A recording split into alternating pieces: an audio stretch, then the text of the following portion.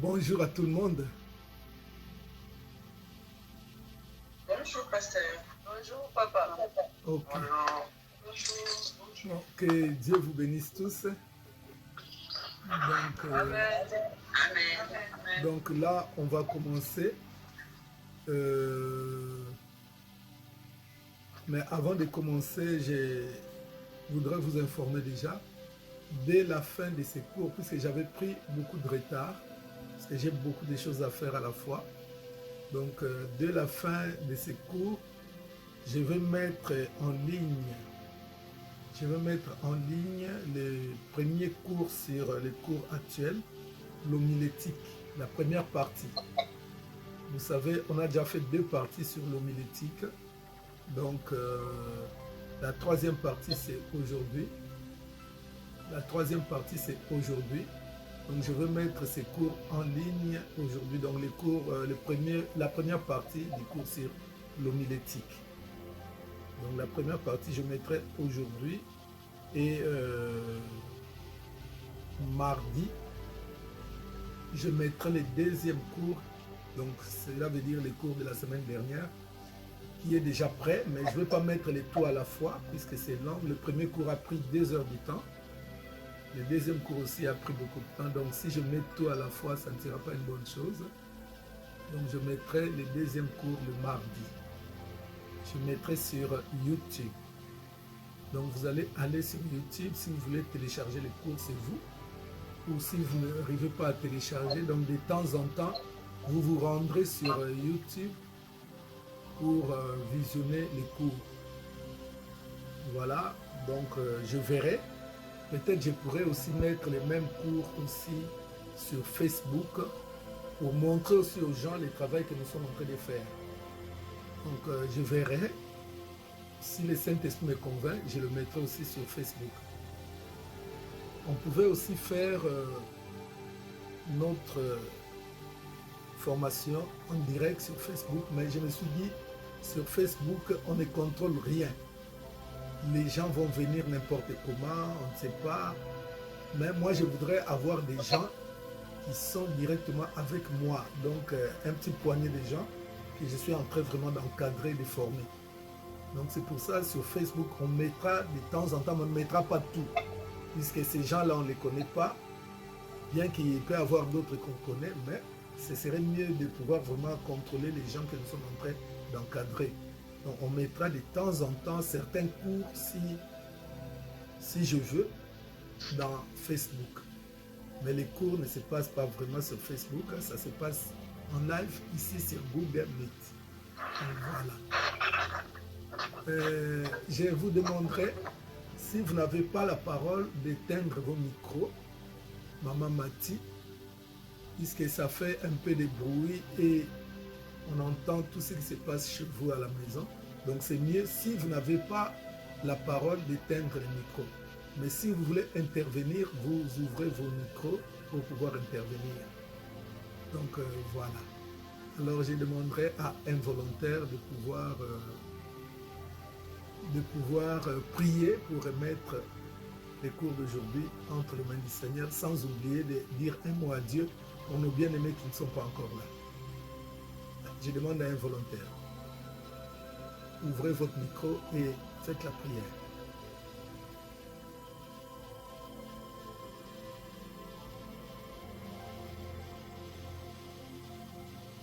Ok, s'il n'y a personne, alors moi j'ai choisi. J'ai choisi Maman Évangéliste Tété. Merci. Nous prions au nom de Jésus-Christ. Papa, tiki moment oyo dans ma bokolayo. Nous te disons merci Seigneur, toi qui nous as permis d'être là encore dans ta présence. Cette réunion pour notre édification, notre grand Dieu, l'œuvre que tu nous as appelée. Yahweh Nzambe, tu as besoin que nous puissions apprendre. En apprenant, Seigneur, grand Dieu, que nous serons, Papa, tes serviteurs accomplis. Voilà pourquoi je recommande ce moment entre tes saintes mains. Je recommande notre Papa à qui tu as déposé, au Dieu de gloire, la sagesse, l'intelligence, Seigneur, pour pouvoir parler de ta part et de ces choses. Merci, Seigneur. Yahweh, bénis ton serviteur et bénis chacun de nous et ceux qui ne sont pas encore là, Seigneur. Donne-leur, Seigneur grand Dieu, l'opportunité et le moyen de s'intégrer et de se réunir, au Papa, ensemble pour pouvoir, Yahweh, apprendre ce cours, car nous avons besoin de ça. Nous te recommandons toutes choses, du début jusqu'à la fin, soit au centre de toutes choses, au contrôle, Papa, de notre esprit, que le Saint-Esprit soit au centre, Papa, nous guide et nous ouvre encore l'intelligence au nom puissant de notre Seigneur Jésus-Christ que nous avons enseigné.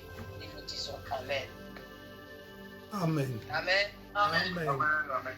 Merci Amen. beaucoup, Maman Tété, que Dieu te bénisse. Amen. Vous savez, c'est comme à l'école.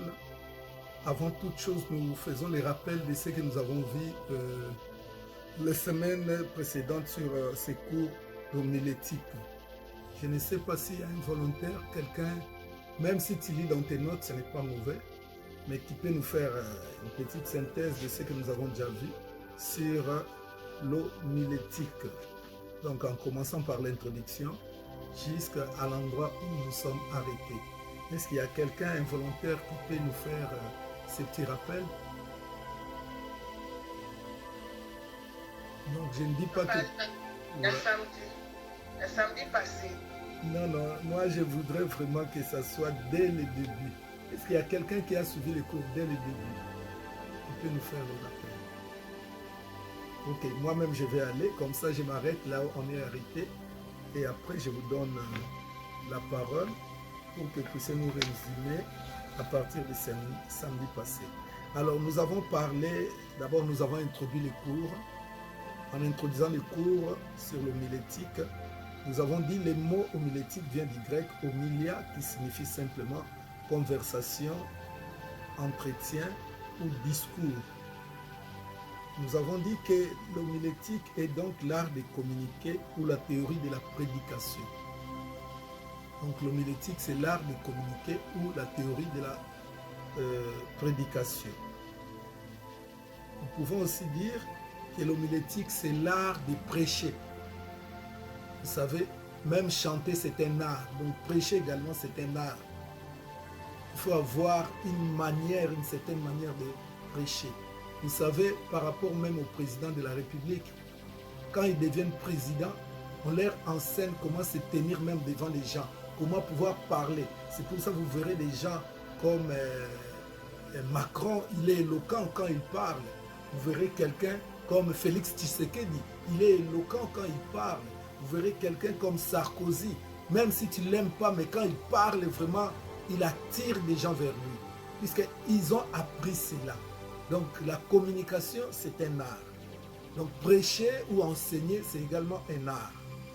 Donc nous avons vu une définition. Comme définition, nous avons dit la prédication est l'acte qui présente la révélation de Dieu aux auditeurs d'une façon qui leur soit appropriée. Donc excusez-moi que j'aille un peu vite, puisque c'est un rappel que je suis en train de faire. Sinon, si j'entre dans les explications, on va refaire les cours, donc ce n'est pas une bonne chose.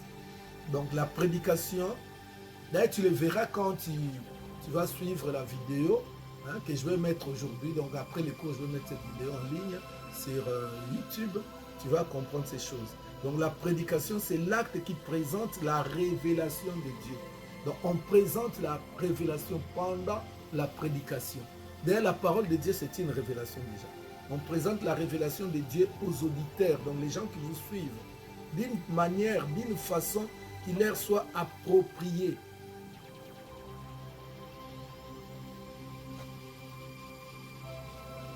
Bonjour Kezia. Bonjour pasteur. Nous sommes juste au début. Donc là, je fais les rappels pour sur le premier cours, la première partie. On a déjà vu 2 parties sur l'homilétique. Aujourd'hui, si Dieu nous fait grâce, on va terminer. Alors, nous avons dit que la prédication est l'acte qui présente la révélation de Dieu aux auditeurs d'une manière qui leur soit appropriée. Donc, même si toi, tu as beaucoup de connaissances, mais va vraiment graduellement avec les gens qui te suivent. Tu ne dois pas les embrouiller, montrer ta connaissance, tout ça. Là, ça risque de les embrouiller. Tu vois? La Bible nous dit, quand j'étais comme un enfant, je parlais comme un enfant. Donc quand tu es avec les enfants, même si toi tu as beaucoup de connaissances, toi ne parle pas comme les enfants. Et ne parle pas comme une grande personne. Les enfants ne vont pas comprendre. Vous savez, il y a beaucoup de choses jusqu'à aujourd'hui à l'église. Moi, je n'ai jamais prêché. Si je n'ai jamais prêché, ce n'est pas parce que je ne connais pas. Non, c'est parce que je vois le niveau de l'église. Donc, je vais avec l'église graduellement, petit à petit. Je donne l'exemple, quand on parle des chandeliers, des sept sceaux, ce sont des choses que je connais. Mais je n'en parle pas puisque je sais que la majorité dans l'église n'ont pas encore atteint ce niveau-là. Ils ne vont pas comprendre. Donc, c'est pour ça qu'il faut présenter ou parler aux auditeurs d'une manière qui leur soit appropriée. Même Jésus-Christ parlait avec nous d'une manière appropriée. Il parlait, il utilisait le langage du monde. Il parlait d'un cultivateur qui va dans son champ. Une partie des graines tombe dans la terre dure, d'autres tombent dans les cailloux, d'autres tombent dans la bonne terre. Donc c'était pour que les gens puissent les comprendre. Il parlait même, il disait, bon, des hommes, un était intelligent, l'autre était insensé. Ils devaient construire, bâtir tous les deux, mais l'autre, bien aimé, a bâti sur les sables, l'autre a bâti sur les rocs. Donc tout ça, c'était une manière appropriée pour faire comprendre à ces gens-là le message, pour faire passer le message. Pour faire passer le message. Donc voilà. Bonjour évangéliste Charlène. On a dormi tard, hein, c'est ça. Ok, après nous avons vu le but de la prédication. Bonjour pasteur. Ah, tu es dans la rue, hein, là je vois. Oui, je suis au match de ce français. Ah, ok, d'accord. Alors, après nous avons vu le but de la prédication. Le but de la prédication n'est pas de sauver les âmes, mais de glorifier Dieu. Car la seule puissance capable de les sauver est le Saint-Esprit.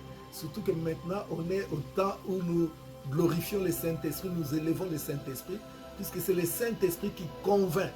Tu peux être un bon discoureur, tu peux bien parler, être éloquent, mais s'il n'y a pas le Saint-Esprit, je vous assure, vous serez comme une cymbale qui retentit.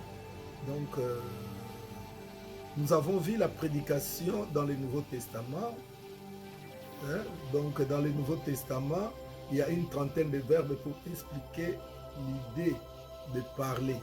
Les trois les plus fréquents sont Evangelium, qui veut dire évangéliser, Keruso, qui veut dire proclamer, et Didasco, qui veut dire enseigner. On pourrait encore citer d'autres comme attester, témoigner, et Parakaleo, qui veut dire exhorter et encourager.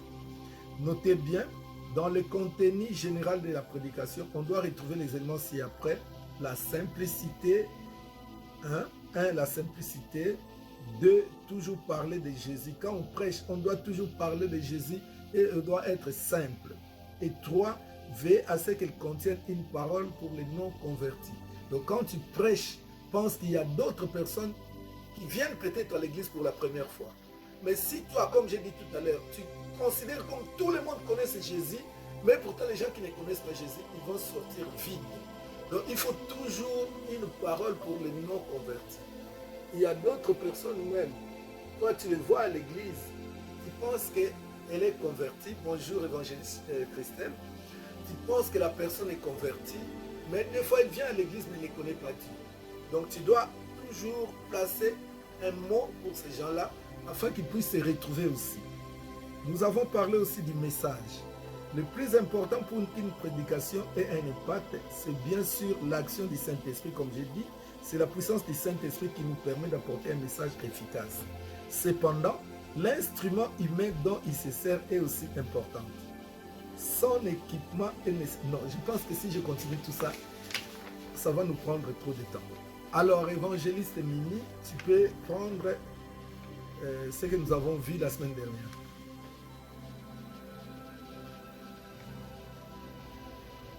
Mimi la gloire. Tu peux prendre là à l'endroit où nous sommes arrêtés la semaine dernière. Oui. Premièrement, on avait parlé sur la préparation du message. Pas préparer le message. Vous avez développé ça en 3 étapes. Vous avez parlé de la vie d'étude. Là, il faut avoir une vie personnelle, la connaissance. Il y a un livre, la curiosité de lire des livres pour développer ta connaissance. Mais vous avez parlé de l'étude de la Bible. Il faut chaque année méditer une fois, lire une fois l'Ancien Testament et 2 fois par an, Nouveau Testament.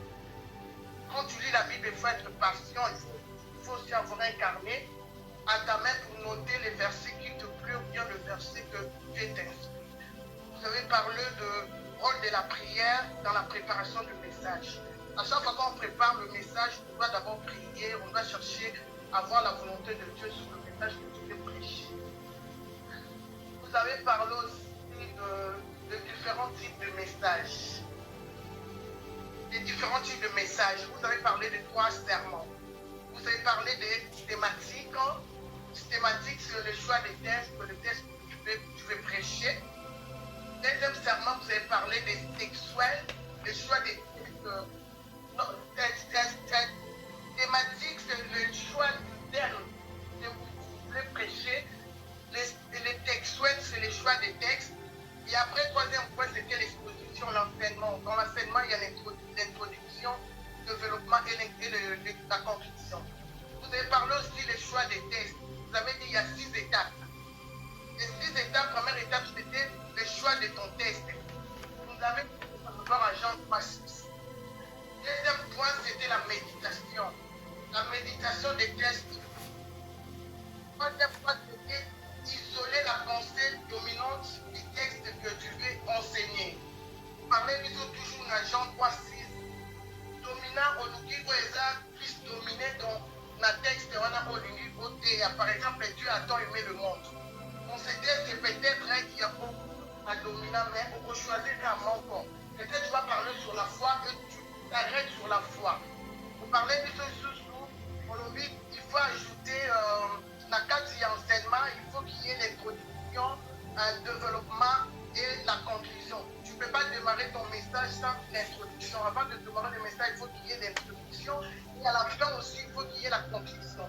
Mais l'introduction ne doit pas être longue, ni la conclusion aussi ne peut pas être longue. Il faut que ça soit court. Vous avez parlé aussi des avantages d'un texte. Des avantages d'un texte. Aujourd'hui, par exemple, par rapport au auditoire. L'auditoire, il faut un message, déjà avant de prêcher, il faut lire ton texte. Il faut que l'auditoire, les capacités au sein de la télémie, on lit les textes, l'auditoire est télémie, pour être dans la texte, aujourd'hui, ça donne l'assurance, ça donne aussi l'autorité. Pour le bac, il est sous le choix, choisir son texte. Choisir son texte, aujourd'hui, avant de choisir, il faut d'abord prier pour la texte. Pour parler qu'il prêche aussi par rapport à l'auditoire. Pour faire un exemple, par exemple, à Covid, on est dans le temps de Covid, peut-être dans ton message, peut-être le fidèle a été touché par le Covid. Il faut que dans ton message aussi, tu penses à parler de ça, de motiver, de donner aux gens la foi, la motivation, la confiance en Dieu malgré la maladie. Vous avez parlé aussi, nous devons remettre en mémoire les textes déjà prêchés. Par exemple, il faut une personne comme il a aimé les morts, il faut que tu l'inclues aussi dans ton message. Après, pour conclure, vous avez parlé de facteurs principaux qui peuvent influencer notre choix. Parlez sur les cycles liturgiques.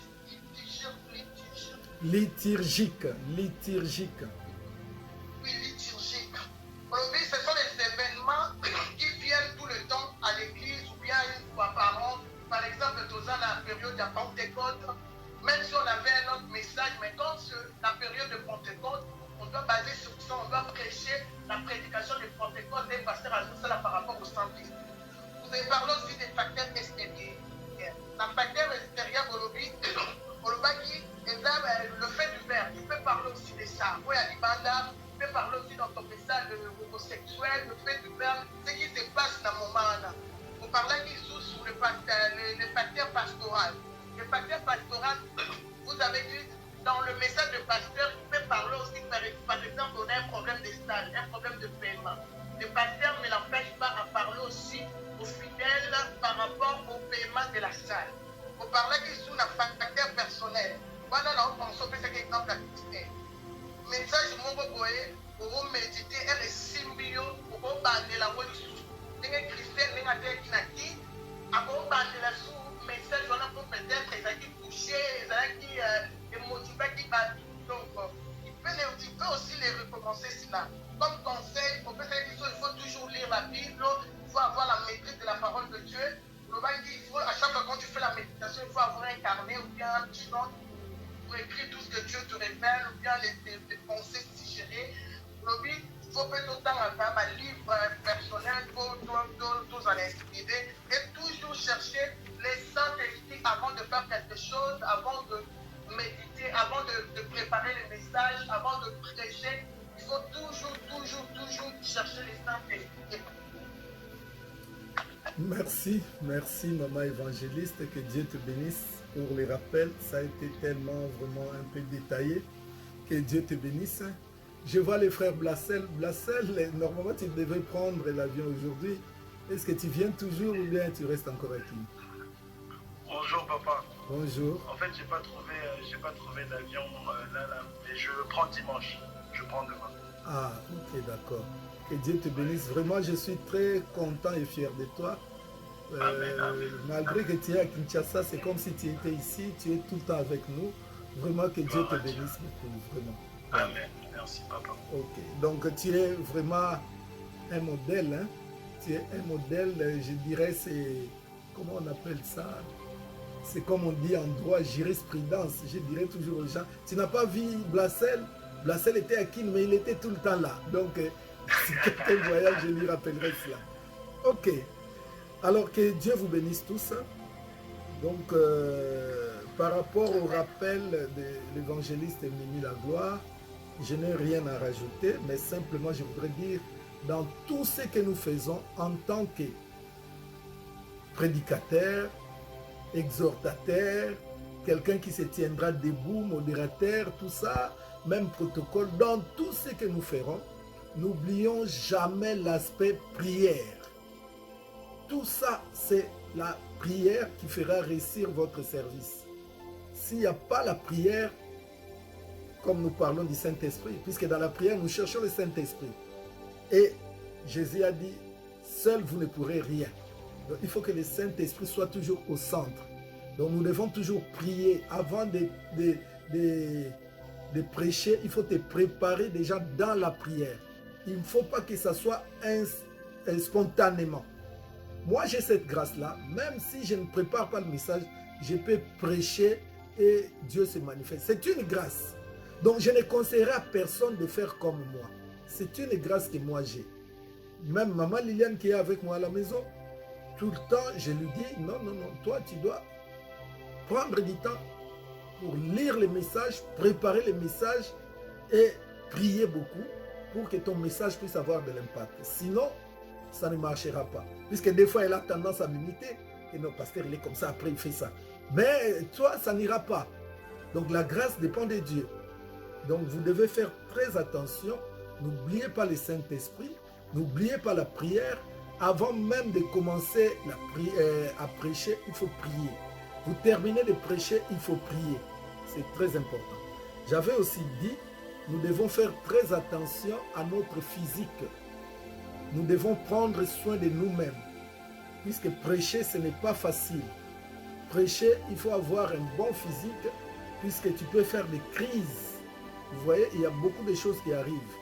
Il y a des pasteurs qui sont morts, pas à cause des attaques sataniques, mais seulement le physique n'a pas répondu, n'a pas suivi. Il fait une crise en pleine prédication, il tombe, il meurt.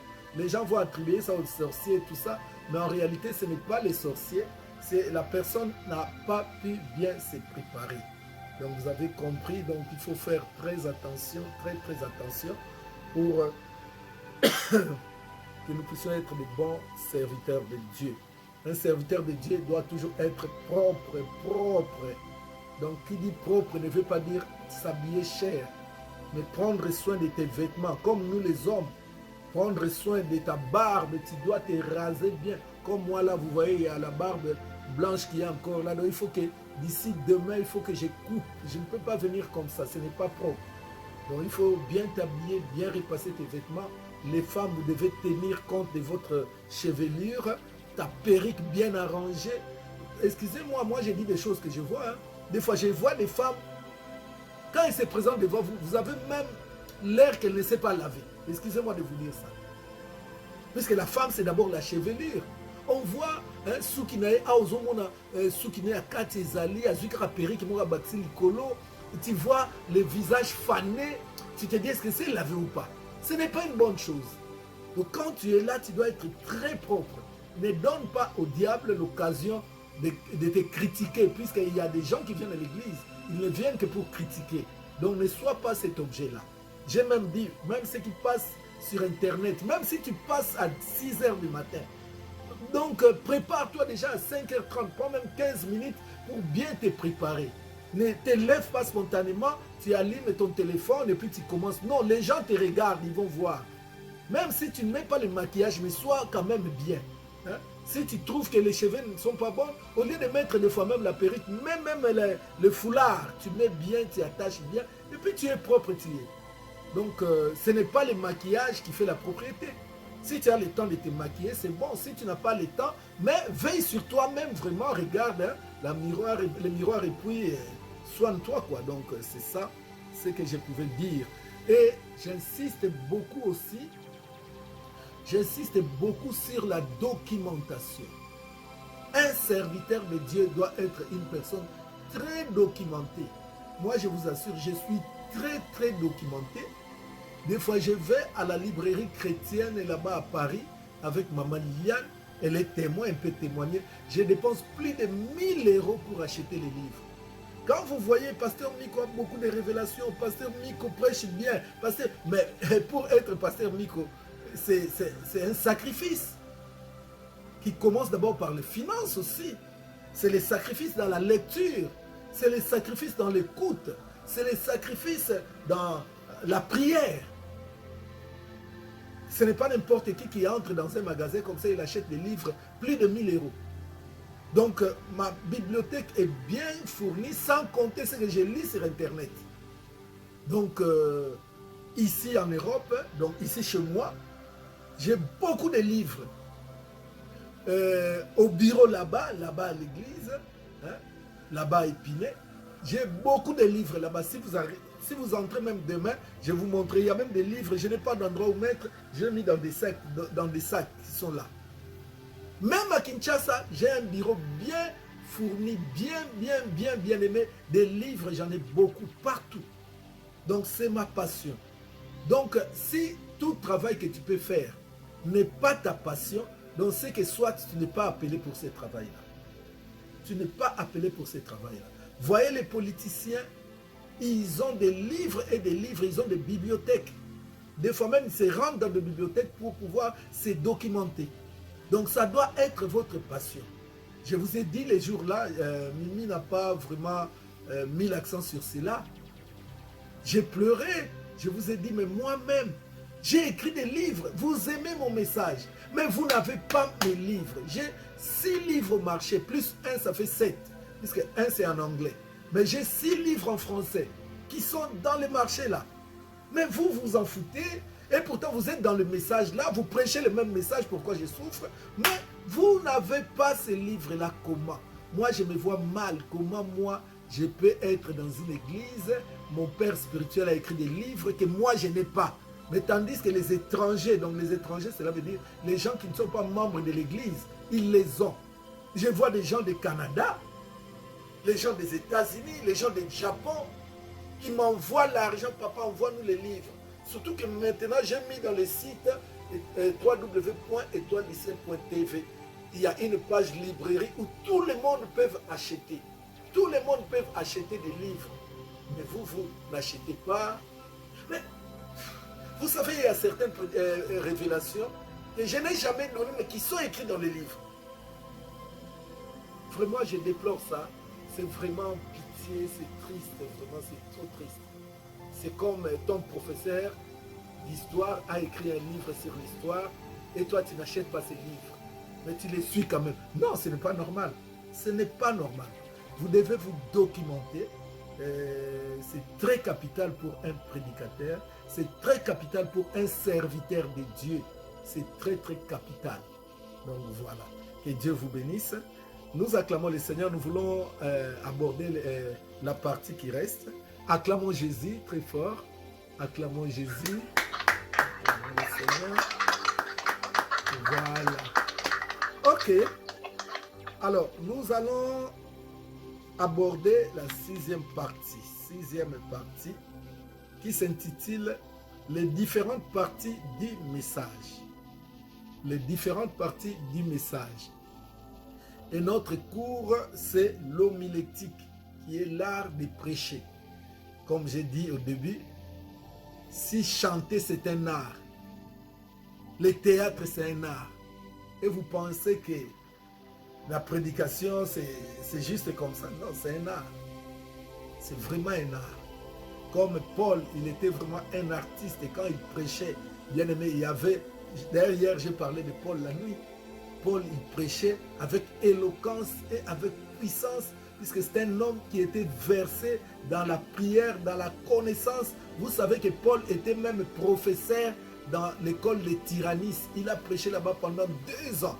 Il était professeur comme moi, puisqu'il a tellement avalé, il était documenté et il avait la puissance du Saint-Esprit. Bien aimé, quand Paul parlait, c'était vraiment terrible. C'était terrible. Vous voyez même, il a gagné une âme dans la prison. Prêcher, ce n'est pas seulement à l'église. Hein. On peut prêcher partout. Hein. Dans les matangas, dans les deuils, on peut prêcher. Hein. Quand tu vas rendre visite à une personne, tu peux prêcher. Tu vas vers ton ami qui est malade, tu pries pour lui, et après tu lui prêches la parole de Dieu. Donc tout le monde doit savoir comment prêcher. Quand on parle de prêcher, ce n'est pas seulement à l'église. On peut prêcher partout. Moi, je vous assure, Dieu m'est témoin. La première fois que moi j'ai prêché, c'était dans un deuil. Et dans un deuil, ce n'était pas n'importe où. C'était au cimetière. Il y avait les cercueils qui étaient là. Les cercueils étaient là par terre. On dit avant qu'on mette les cercueils dans les trous, il faut qu'on puisse prêcher. Puisque c'était un de nos pasteurs. Laissez-moi vous raconter quand même cette histoire. Vous savez, à l'époque, quand j'étais dans le business, sans m'enorgueillir, j'ai fui une des premières personnes qui ont commencé le business du Nigeria. Parce que moi, j'ai commencé les affaires, j'étais trop jeune, plus tôt. Alors, quand on commençait à aller au Nigeria, à cette époque-là, il n'y avait pas d'église congolaise ou lingalaphone au Nigeria. Alors nous, on allait là-bas, mais comme on avait constaté qu'il y avait une forte communauté, les gens qui venaient de l'Angola, les gens qui venaient de Kinshasa, les gens qui venaient de Brazzaville, alors c'était au début de ma foi. Alors j'ai dit, bon, pourquoi ne pas commencer un groupe de prière? Alors avec quelques frères qui étaient avec moi, d'ailleurs un des frères a déjà témoigné, je ne sais pas si quelqu'un a suivi, un des frères, Philippe Lubassou, il a témoigné que le pasteur Nicolas était le pionnier de l'église du Nigeria. Donc c'est vraiment, ça m'enorgueillit. Donc on a commencé une église comme ça. Et il y avait un pasteur qui était congolais mais qui avait vécu, grandi au Bénin, comme le Bénin est à côté du Nigeria. Il était venu aussi au Nigeria pour les affaires et on l'a adopté comme pasteur. Mais ce pasteur, un jour, il a fait un accident, il était mort. Quand il était mort, moi j'étais à Kinshasa, mais son corps était dans la morgue. Et après j'ai quitté Kinshasa, quand je suis arrivé, on n'avait pas encore enterré les pasteurs. Il y avait les deuils. On prêchait dans les deuils et les jours de l'enterrement, puisque le Nigeria, ce n'est pas comme Kinshasa. Hein. Le Nigeria, les corps ne viennent pas à la maison. Les corps cimetière directement, morgue directement cimetière. Alors on arrive au cimetière, on dépose les corps du pasteur. Est-ce qu'un pasteur peut partir comme ça sans qu'on puisse prier, sans qu'on puisse prêcher? Non. On dit, est-ce que quelqu'un peut prier, quelqu'un peut prêcher? Bien aimé, il n'y avait personne qui avait le même niveau que moi. Alors on dit, frère Miko, tu vas nous prêcher. Je regarde, bien aimé, les gens qui étaient au cimetière. Il y avait des païens, il y avait des chrétiens, puisque c'était la communauté. Alors on dit, frère Miko, tu vas prêcher et prier. J'ai dit, mais waouh! Je n'ai jamais prêché de ma vie. Je prêche seulement, j'exhorte dans le groupe de prière et on fait la prière, c'est fini. Mais prêcher comme ça devant un cadavre. bien-aimé, j'étais contre. Vous voyez, nous devons toujours nous préparer en conséquence, parce que Dieu lui-même est le maître des temps et des circonstances. Donc, suite à cela, j'ai prêché. Moi-même, je ne savais même pas comment je prêchais. Le Saint-Esprit était là, je parlais, les gens ont applaudi, ils ont acclamé et on a enterré les pasteurs. Donc depuis ces jours-là, bien-aimé, j'ai commencé à prêcher. Quand je suis rentré à Kinshasa, je parlais à mon père spirituel qui est l'évêque Mukuna. Il m'a dit oui, donc tu es un grand prédicateur. Puisque les premiers jours d'être, quand tu es venu à l'église, Dieu avait dit qu'il va te ramener partout dans le monde entier, tu vas prêcher, propager la bonne nouvelle. Donc vous voyez, bien-aimé, il y a des circonstances. Toi, tu peux dire que l'art de prêcher, ça ne me concerne pas. Non! Dieu lui-même est le maître des temps et des circonstances. Il sait où il peut t'amener pour que tu puisses commencer à prêcher. Donc, comme moi, j'ai prêché au Nigeria pour la première fois devant un cadavre. Bien aimé, ça s'était bien passé. Et je vous assure, le message a touché le cœur de plusieurs personnes qui s'étaient converties depuis ce jour-là jusqu'à aujourd'hui. D'autres sont devenus même des pasteurs. Gloire à Dieu. Donc, voilà. Alors, nous abordons le point 6. Les différentes parties du message. Les différentes parties du message. Donc, écrivez en majuscule. Donc, c'est le point 6. 6 en chiffres romains. Les différentes parties du message. Alors, écrivez. Tout message se compose de, vous mettez double point. Tout message se compose de, vous mettez double point. D, pas de chiffres, D, D, E. Tout message se compose de double point. Premier tiret, introduction. Premier tiret, introduction. Deuxième tiret, les corps ou le développement. Les corps ou le développement. Troisième tiret, la conclusion. Troisième tiret, la conclusion. Alors, bien aimé, par rapport à l'introduction, je vous avais dit que l'introduction ne doit pas être longue. L'introduction ne doit pas être longue. Je donne l'exemple, tu as 1 heure du temps de prêcher. Ton introduction prend déjà 30 minutes. Et le développement, tu vas donner combien de minutes? Et la conclusion, tu dois donner combien de minutes? Donc, que ce soit l'introduction, que ce soit la conclusion, ça ne doit pas être long. Donc, je pense que vous comprenez déjà. Tandis que les corps ou le développement, les corps, on appelle aussi les corps du message. Les corps du message. Les corps du message, c'est là où il y a la profondeur. C'est là où on doit rester vraiment, on doit tourner. Les corps ou le développement. Puisque c'est là où tu développes ton message.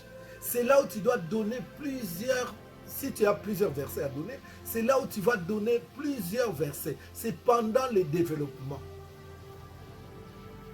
Mais tandis que si dans l'introduction, tu donnes plusieurs messages, donc là, vraiment, ton message ne sera pas équilibré.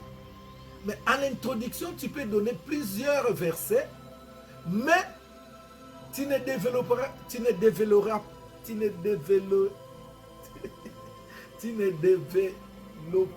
pas tous les versets dans l'introduction. Tu peux prendre juste un petit verset pour introduire ton message et dans le développement, tu reprends le même verset et tu ajoutes les autres versets. C'est comme ça que ça se passe. La conclusion, bien-aimée, doit être aussi brève. Amen. Ok. Et puis, quand tu prêches, pendant le développement, tu peux rajouter aussi les illustrations. Tu peux rajouter les illustrations.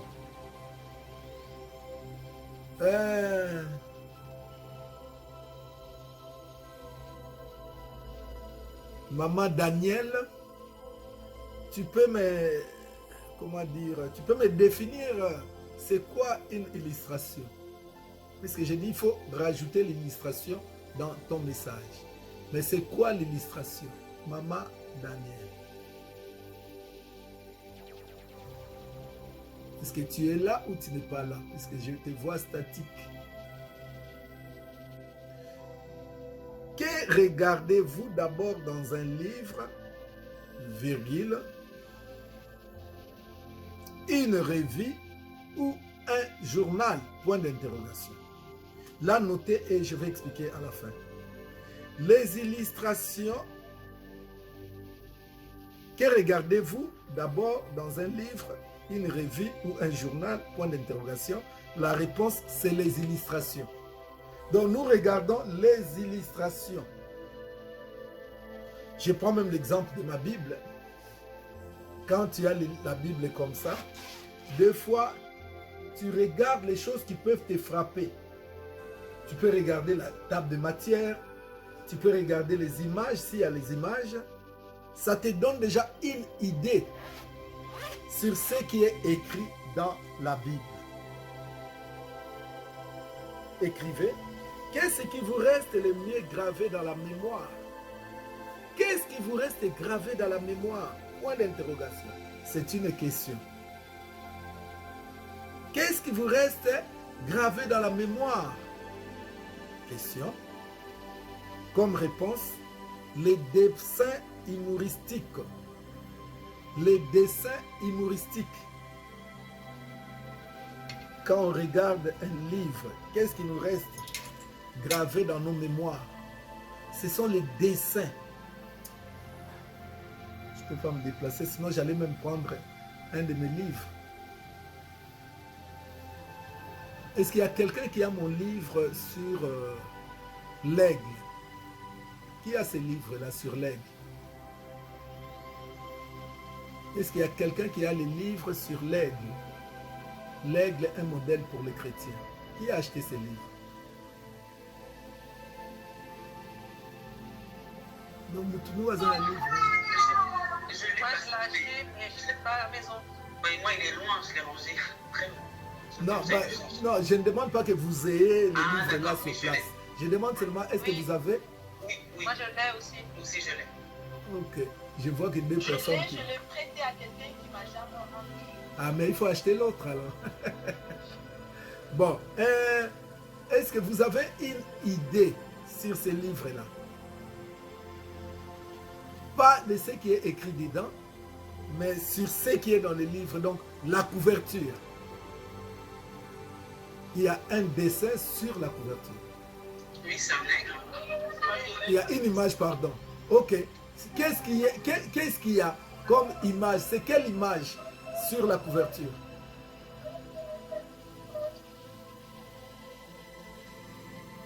C'est pas un... Il y a un aigle avec un... qui tient... Je suis pas sûre. Un aigle qui tient un serpent, c'est ça? Voilà, c'est ça. Oui, c'est ça. Donc, vous voyez, on peut vous parler comment dire, des mystères de l'aigle. L'aigle est un modèle pour les chrétiens. Du coup, il y a cette image-là. Ah, il y a un aigle qui tient un serpent et la main dans les airs. Ça, donc, ça reste dans ta tête. Et donc, par rapport à cela, tu as déjà l'image que l'ennemi de l'aigle, c'est le serpent. Et quand un aigle tient le serpent, il le déplace, il change le milieu, il lui change le milieu. Et à partir rien que de ça, tu peux déjà entrer dans le message. Tu vois déjà le message. Le plus grand ennemi de l'aigle, c'est le serpent. Est-ce que vous comprenez? Oui. Donc, l'illustration, c'est l'image même de message. L'illustration, c'est le résumé même du message. Si vous étiez là, les jours que nous avons terminé les séminaires sur les liens maléfiques, quand j'ai pris la parole, je vous ai demandé rien que 10 minutes. J'ai dit, je vais résumer le message de 8 jours en 8 minutes, 10 minutes seulement. Et j'ai donné une illustration. Beaucoup de gens m'ont même dit, mais papa, donc quand on prêchait, c'était un peu comme ça, mais là vraiment tu as clarifié tout. Donc même si vous arriverez un jour d'écrire un livre, retenez ce que je suis en train de vous dire là. L'illustration est vraiment très capitale si tu veux être un bon prédicateur. Il faut être un bon illustrateur. Puisque l'illustration, ça reste gravé dans la tête de quelqu'un. On peut lui demander, est-ce que ce séminaire, qu'est-ce que tu as compris? Des fois, il est embrouillé, mais s'il y avait des illustrations, il peut dire, oui, le pasteur avait dit, ceci, cela, tu as vu les liens comme il a coupé. Donc, directement, la personne comprend le message. C'est comme Jésus-Christ. Quand il nous parle de cet homme qui allait se planter, s'aimer dans son champ, une partie est tombée dans la terre dure, une autre partie est tombée dans les cailloux, et une petite partie est allée tomber dans la bonne terre.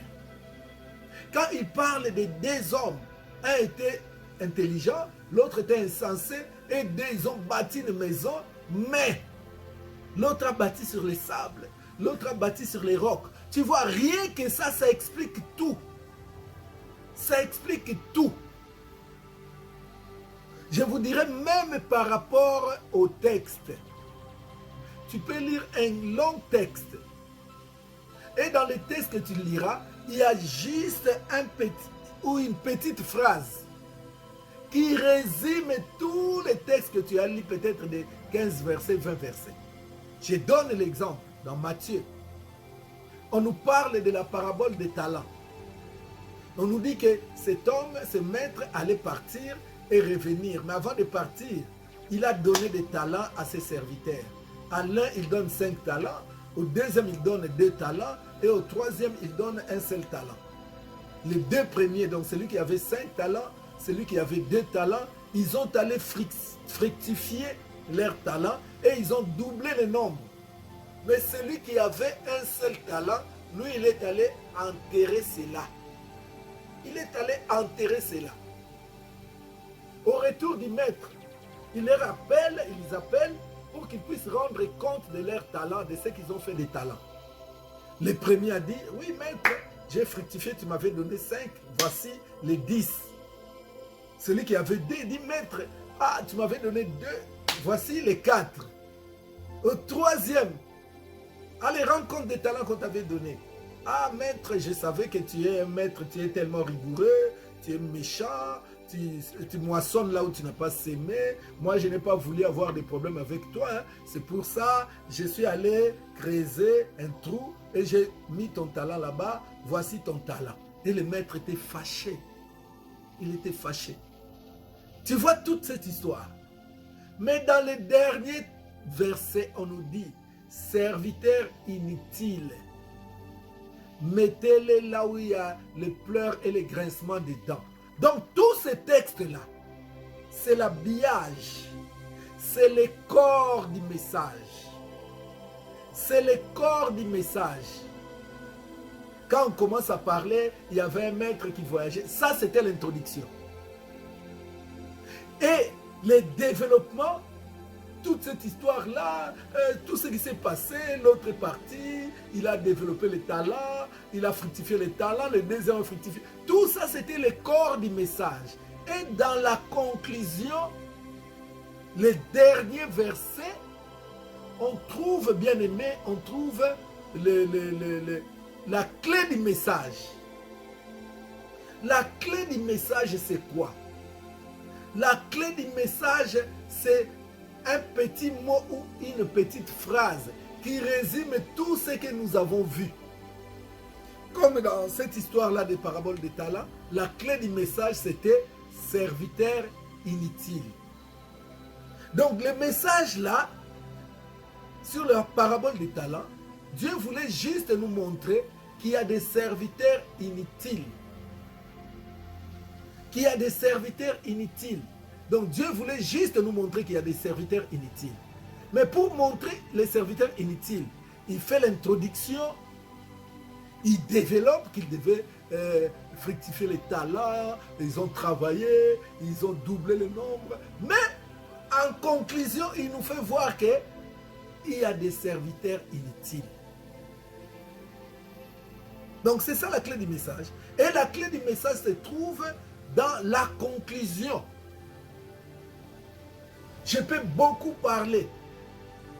Mais la clé du message des fois, c'est que Jésus vous appelle. Je commence à montrer Il y avait par exemple, je prends même Bartimée, il y avait Bartimée, un homme qui était aveugle, qui était mendiant, qui demandait l'aumône. Mais cet homme, un jour, il a entendu parler de Jésus.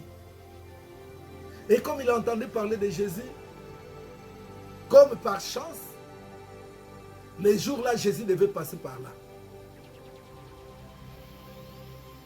Vous voyez, quand on parle de Bartimée, on parle même de son père. Tout ça, c'est dans le développement. On dit qu'il était aveugle né. Tout ça, c'est dans le développement. Mais à la fin, bien aimé, qu'est-ce qui se passe-t-il? Cet aveugle Bartimée, un jour comme ça, il entend parler de Jésus. Et dans ses prières, il disait, comment est-ce qu'un jour, moi, je peux voir ce Jésus-là? Ce Jésus-là, comment je vais le voir? Si j'avais les yeux au moins, je pouvais aller chercher là où il se trouve. Mais je n'ai pas de yeux. Qu'est-ce que je vais faire? Mais un jour, par chance, il entend le bruit. Il demande, c'est quoi ça? On lui dit, c'est Jésus qui passe. Ah, c'est Jésus qu'on m'a parlé là. C'est lui qui ouvre les yeux. En tout cas, Et quand il entendait le bruit s'approcher de lui, et après il entend le bruit s'éloigner, Bartimée commence à crier. Il crie, Jésus, fils de David, aie pitié de moi, aie pitié de moi. Oh, bien-aimé, la Bible dit que Jésus a entendu Bartimée et il a appelé. Et Bartimée est venu vers Jésus. Jésus lui pose la question. Mais que veux-tu que je fasse pour toi? Que je vois. Que je vois. Donc tu peux résumer toute cette histoire-là par une phrase. Demandez, vous sera donné. Voyez Bartimée. Il a demandé. Tu peux aussi résumer tous les textes-là par demander avec précision. Puisque Bartimée demandait, aie pitié de moi. Mais en quoi que je vois? Vous voyez, un petit mot, une petite phrase peut résumer tous les messages. Est-ce que vous comprenez ce que j'ai dit? Amen. Amen. Puisqu'il y a des prédicateurs qui prêchent, ils ne concluent même pas. Les gens ne comprennent pas qu'est-ce qu'il a voulu dire. Il se termine seulement sur l'onction. Papa, les gens tombent, les gens tombent, les gens tombent. Amen. Bien aimé, vous voyez comment Dieu vous a béni, que Dieu vous bénisse. Il rentre. Mais le message, même quand les gens tombent, mais il y a un message à faire passer. Il y a un message à faire passer. Donc nous devons faire très attention. Là, je parle des illustrations. L'exemple de Jésus écrivait. L'exemple de Jésus nous montre la valeur qu'il attachait aux histoires et aux images. L'exemple de Jésus nous montre la valeur qu'il attachait aux histoires et aux images. L'exemple de Jésus nous montre la valeur qu'il attachait aux histoires et aux images. Donc je pense que vous avez compris au travers de tout ce que j'ai dit. Donc Jésus parlait d'une manière imagée. Il dit par exemple, le royaume des cieux est comme. Il raconte une histoire. Il donne une image. Le royaume des cieux est comme. Voilà. Ces discours étaient basés sur des anecdotes. Donc les discours de Jésus, ces discours étaient basés sur les anecdotes. Virgule.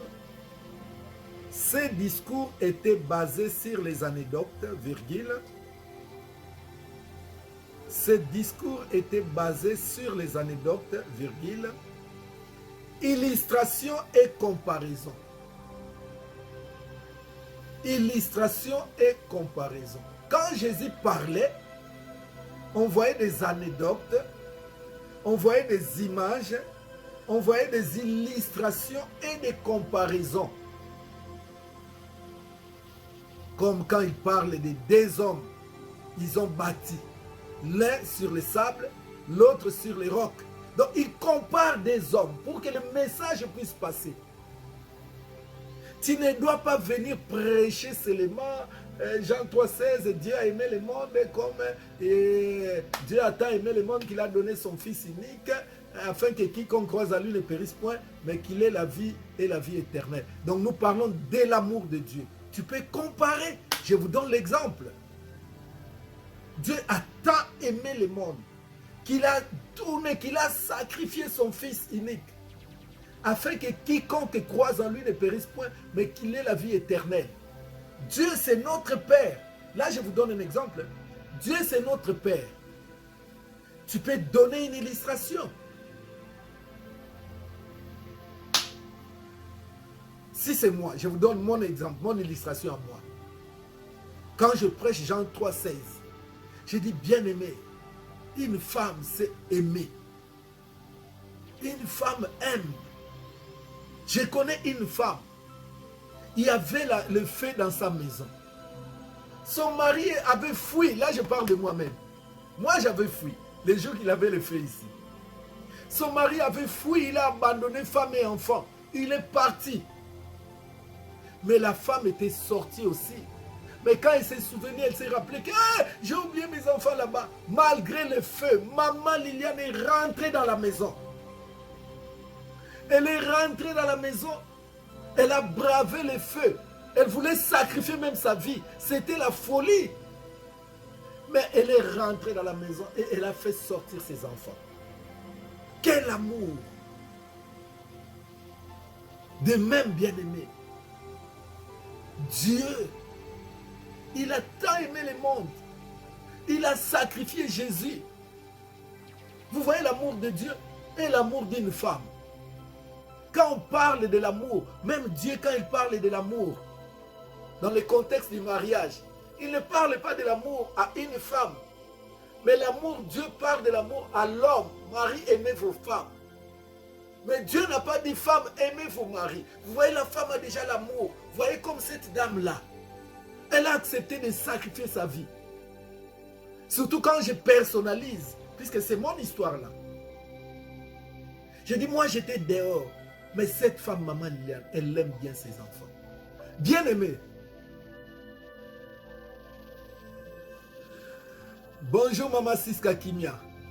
Que Dieu te bénisse. Les retardataires ont toujours tort.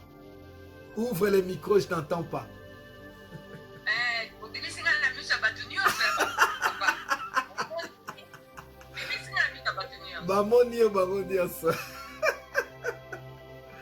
Ok. Donc, c'est pas grave, c'est pas grave. Faut me taire que jamais. Ok. Donc, vous avez compris, bien-aimé. Donc, quand quelqu'un sortira de l'église avec cet exemple, cette illustration, bien-aimé, Matthieu Kovanda na Mutunae, d'ailleurs, il avait même donné l'exemple de maman Liliane, comment elle a sauvé les enfants, tandis que le pasteur lui-même avait fui. Vous voyez, bien-aimé? Est-ce que vous comprenez ce que j'ai dit? Amen. Amen. Amen. Amen. Amen. Donc, chaque fois que vous serez devant les gens, si cela est possible, surtout des images personnelles, des expériences personnelles, quand vous les partagez, en tout cas, c'est une bonne chose. Mais, si vous n'avez pas des exemples personnels, vous pouvez aussi vous inspirer des exemples des autres, qui est différent des témoignages. Là, je parle des exemples ou d'illustrations. Les témoignages doivent toujours être personnels. Mais les exemples, bien aimés, vous pouvez prendre l'exemple, comme là. Vous avez entendu les jours là, le pasteur Mick avait expliqué. Lui, il avait fui, mais maman Liliane l'avait sauvé. Donc c'est comme nous, des fois, nous disons que nous aimons, mais nous fuyons devant les problèmes. Donc c'est ça. Donc je disais, l'exemple de Jésus nous montre la valeur qu'il attachait aux histoires et aux images. Ces discours étaient basés sur les anecdotes, illustrations et comparaisons. Jésus ne parlait jamais sans parabole. Écrivez ça. Jésus ne parlait jamais sans parabole. Jésus ne parlait jamais sans parabole. À chaque fois qu'il devait parler Jésus, il utilisait les paraboles.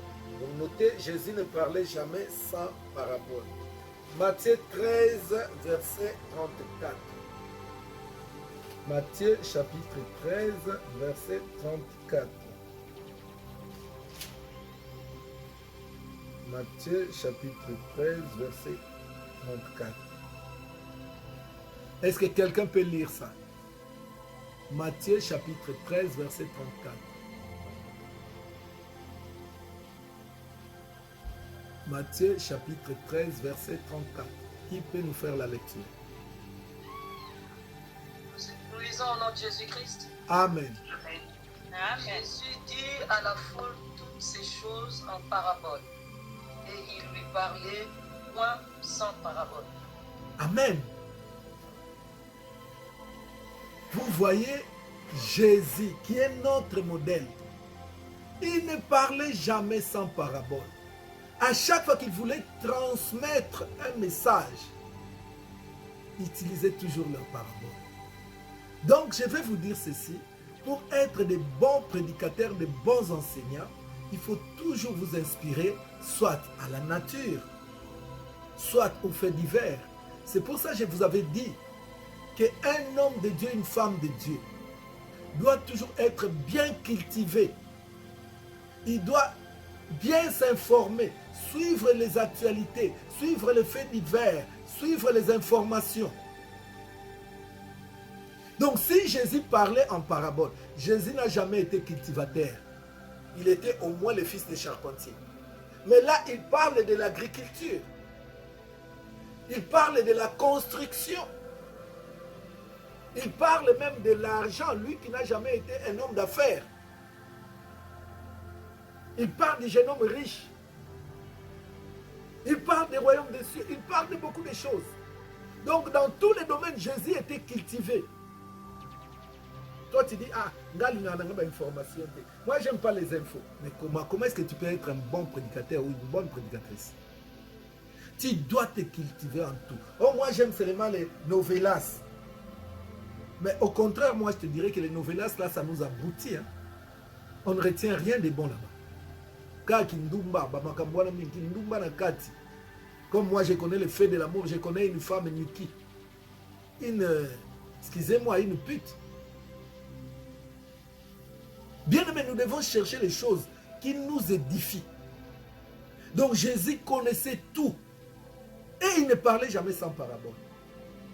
Si vous me suivez, très souvent, vous verrez que j'utilise toujours les illustrations. D'ailleurs, le dimanche qu'on a parlé des liens, j'avais utilisé l'illustration et j'ai épinglé cela. Tu prêches Matthieu, Luc, André, Moïse, tu prêches tout, tu survoles tout. Amen, que Dieu vous bénisse. Des fois, les gens n'ont rien retenu. Hein. Ils n'ont rien retenu. Les illustrations, bien-aimées, ça nous aide beaucoup. Donc, écrivez. Donc, nous voyons que les illustrations restent mieux dans la mémoire que des raisonnements et des démonstrations. Donc, nous voyons que les illustrations restent mieux dans la mémoire que des raisonnements et des démonstrations. Nous voyons que les illustrations restent mieux dans la mémoire que des raisonnements et des démonstrations. Point. Exemple. 2 Samuel 12, 1 à 4. 2 Samuel 12, 1 à 4. 2 Samuel 12, 1 à 4. Maman adorée, tu peux nous lire. Maman adorée, fais-nous la lecture. 2 Samuel 12, 1 à 4.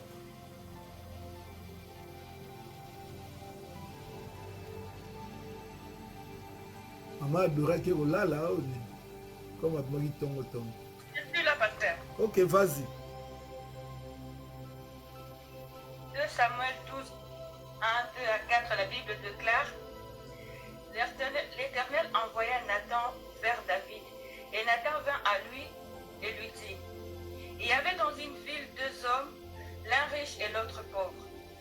Le riche avait des brebis et des bœufs et de très grand nombre. Le pauvre n'avait rien de tout qu'une petite brebis qu'il avait achetée. Il l'a autorisée et elle grandissait chez lui avec ses enfants. Elle mangeait de son pain, vivait dans son couple, dormait sur son sein, et il la regardait comme sa fille. Un voyageur arriva chez l'homme riche, et le riche n'a pas voulu toucher à ses brebis ou à ses bœufs pour préparer un repas au voyageur qui était venu chez lui. Et il a pris la brebis du pauvre et la apprêta pour l'homme qui était venu chez lui. 4. Continue. Au souvenir 4. Hein? Ouais, vous voulez que je continue? Non, non, tu t'arrêtes là. Amen. Donnez-moi des amen. Ok. Bon, que se passe-t-il ici? Ici, bien-aimé, Dieu envoie Nathan auprès de David, après la chute de David, quand David avait fait tuer Iri. Dieu était mécontent de David. Il dit à Nathan, va lui dire que ce qu'il a fait, je ne suis pas content, je vais le punir. Nathan maintenant, il se rend vers David. Bien-aimé, l'illustration que Nathan a donnée, ce n'est pas Dieu qui lui avait donné. Dieu lui a donné juste le message que regarde David ce qu'il a fait, je ne suis pas content, je vais le frapper. Mais Nathan, pour faire passer le message, il a donné une illustration. Est-ce que vous comprenez ça? Qu'un homme n'avait qu'un seul brebis, l'autre était riche, il en avait beaucoup, et le pauvre là, celui qui avait un seul brebis, il faisait même manger la brebis ensemble avec ses enfants. Mais le riche, un jour, il a reçu un invité de marque, il devait lui préparer à manger, il va prendre la brebis du pauvre. Le message était passé. Et David lui-même va déclarer que ces riches-là méritent la mort. Nathan dit, les riches là, c'est toi. Regarde, toi tu as plusieurs femmes, mais tu as envié l'unique femme de ton serviteur Iri.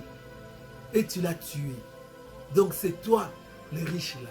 David, automatiquement, il n'a pas pu, bien aimer, même avancer des excuses, des raisons. Non, il s'est retrouvé dans l'illustration.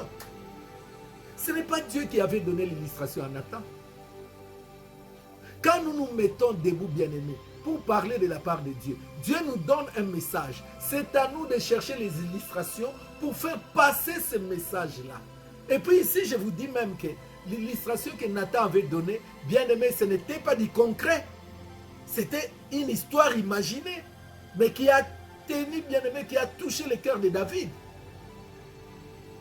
Tu veux devenir un grand prédicateur. Il faut, bien-aimé, avoir des illustrations. De temps en temps, il faut donner des illustrations. C'est vraiment capital, c'est très, très capital. Est-ce que quelqu'un a compris ça?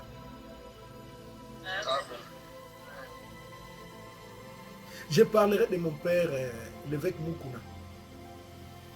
Mais Mukuna, quand il prêche, il n'y a que des illustrations sur illustrations, illustrations sur illustrations. Il n'y a que ça.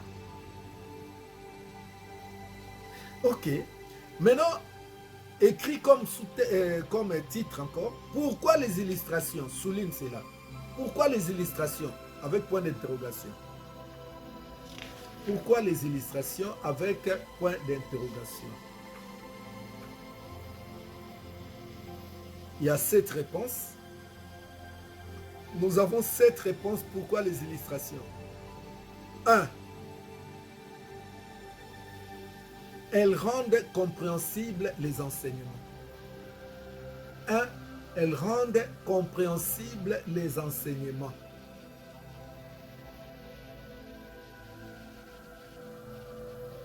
Les illustrations rendent compréhensibles les enseignements. 7. Elles captent l'attention même des indifférents. Elle capte l'attention même des indifférents. Elle capte l'attention même des indifférents.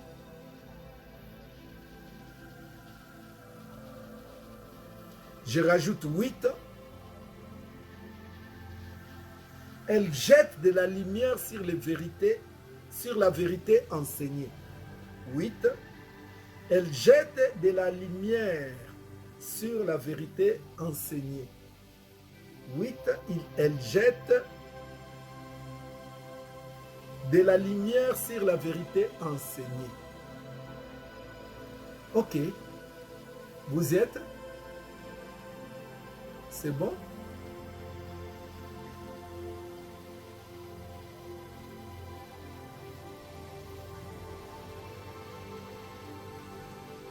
Amen. Est-ce que vous êtes? Elle jette de la lumière sur la vérité enseignée.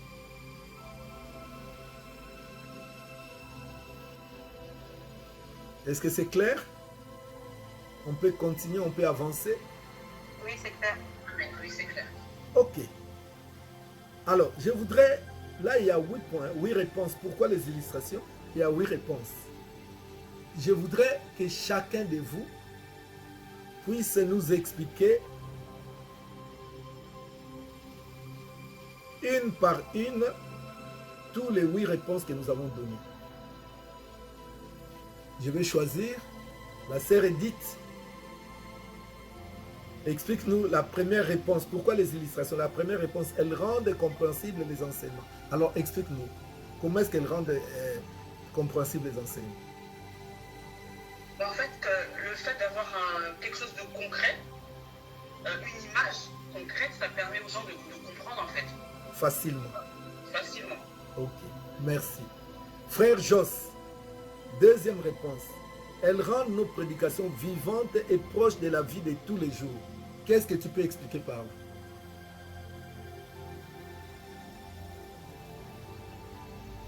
Frère Joss, ouvre le micro, réponds.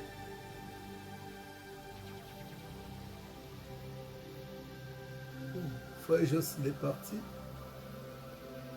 Ok.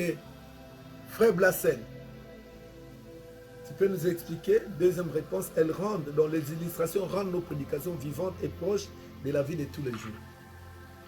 Bah, en fait, ça donne une image sur ce que tu vis, en fait, ce que nous avons déjà vu.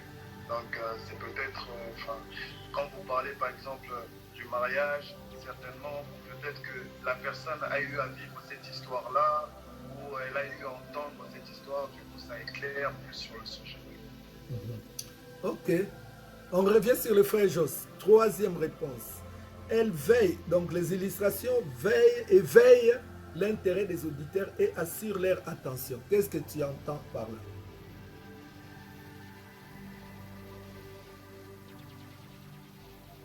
Bah, ça attire leur curiosité à comprendre, à être plus attentif, à savoir, à rentrer dedans. Voilà. Ok. Maman Mati. Quatrième réponse. Les illustrations sont une sorte de démonstration concrète. Qu'est-ce que tu vois par là?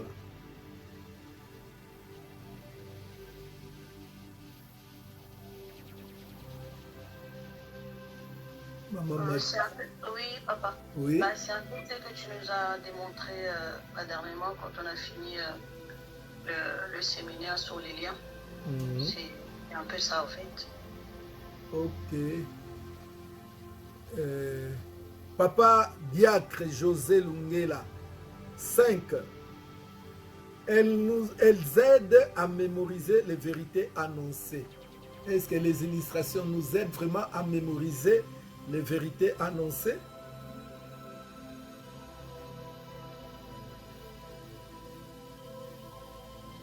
Papa José. Bon, la même question, je demande à Maman Pasteur Arlène. Maman. Ok. Nous revenons à l'évangéliste Charlène. Oui, Oui, nous disons, les illustrations nous aident à mémoriser les vérités annoncées. Qu'est-ce que tu en penses? en fait, quand on dit que ça aide à mémoriser les vérités annoncé, quand c'est imagé, pour certaines personnes, c'est plus facile à captiver une image par une illustration, à mémoriser plutôt l'illustration que de la prédication. En fait. Certaines personnes elles vont être plus attentives sur l'image que sur la prédication. Ça dépend de la compréhension de chacun. Ok.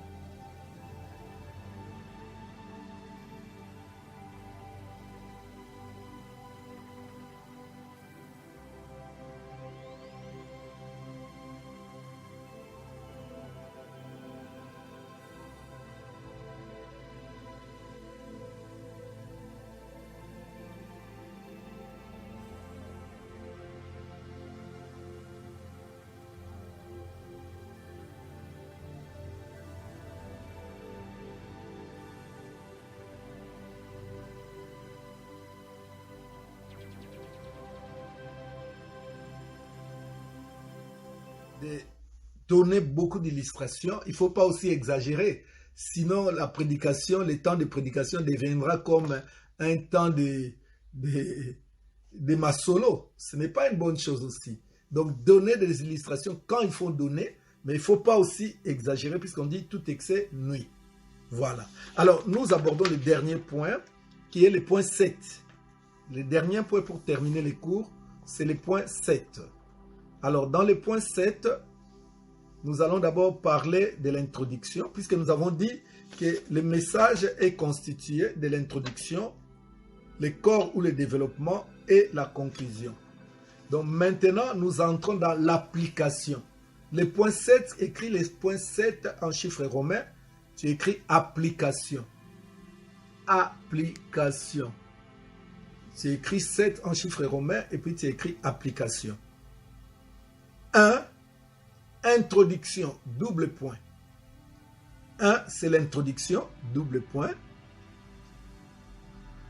En réalité, comme dans l'avion, les difficultés se tiennent au décollage et à l'atterrissage. En réalité, comme dans l'avion, les difficultés se situent au décollage et à l'atterrissage.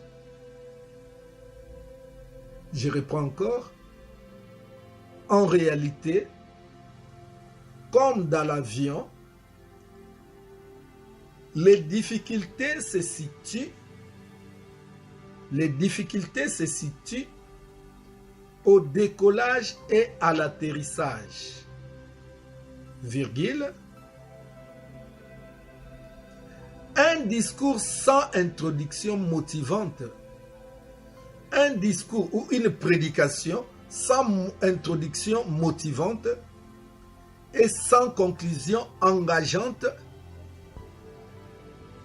doit être considéré comme un échec. Un discours ou une prédication ou un enseignement comme tu veux, sans introduction motivante et sans conclusion engageante, doit être considéré comme un échec. Je reprends toute la paragraphe. En réalité, comme dans l'avion, les difficultés se situent au décollage et à l'atterrissage. Un discours sans introduction motivante et conclusion engageante doit être considéré comme un échec. Nous allons expliquer. Vous voyez, tout tourne, bien aimé, dans la vie courante. Tout tourne dans la vie courante.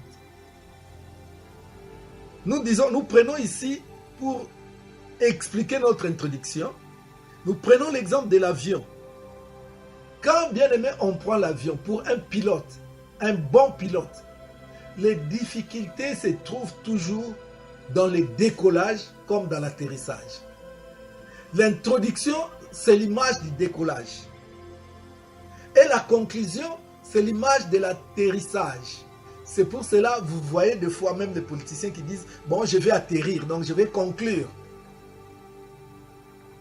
Et nous disons, quand tu rates ton introduction, tu rates ta conclusion, tu rates le message.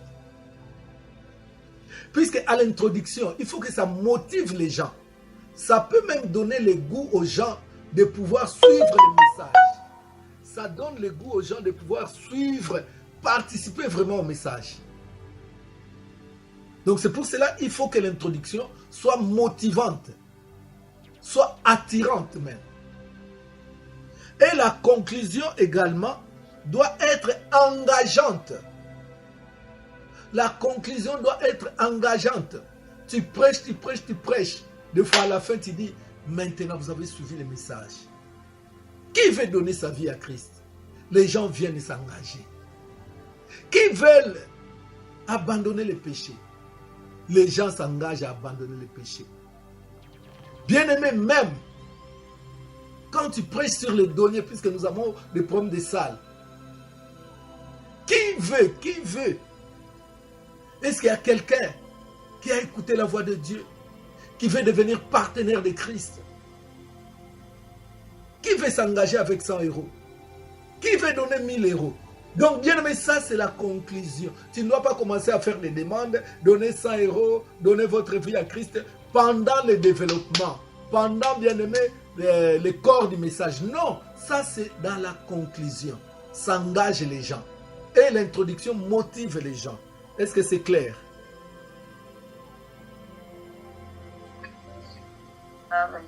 Si vous ne comprenez pas quelque chose, posez-moi des questions. Si vous ne comprenez pas, posez des questions. Alors, écrivez.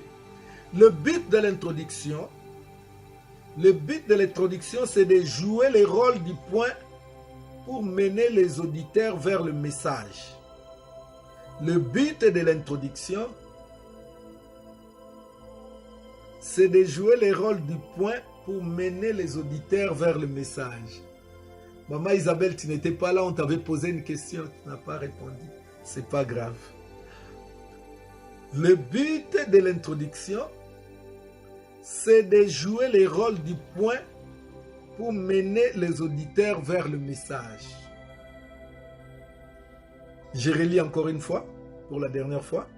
Le but de l'introduction, c'est de jouer le rôle du point pour mener les auditeurs vers le message. Donc les auditeurs, l'introduction prépare le cœur des auditeurs pour recevoir le message. Donc si l'introduction est mauvaise, ça va désintéresser les gens à suivre le message. Donc nous devons faire très attention. Il ne faut pas rater ton introduction. Il y a 4 petits points. A. Une bonne introduction doit capter l'attention. Ça, c'est le premier petit point. Une bonne introduction doit capter l'attention. Une bonne introduction doit capter l'attention. B, petit b, elle doit être variée. Elle doit être variée. Entre parenthèses. Ouais, Christelle, c'est pas grave. Elle doit être variée. Entre parenthèses, pas toujours la même. Pas toujours la même. On te connaît toujours, tu introduis de la même manière. Non, il faut que ça varie. Il ne faut pas toujours la même introduction. Même quand on conduit la prière. Non, il faut que ça varie. Sinon, ça va devenir ennuyant. Petit c, elle doit être intéressante. Elle doit être intéressante. Tu peux jouer aussi avec un peu d'humour. Hein? Tu peux jouer. Je ne dis pas que tu dois jouer. Je dis tu peux jouer aussi avec un peu d'humour pour introduire ton message.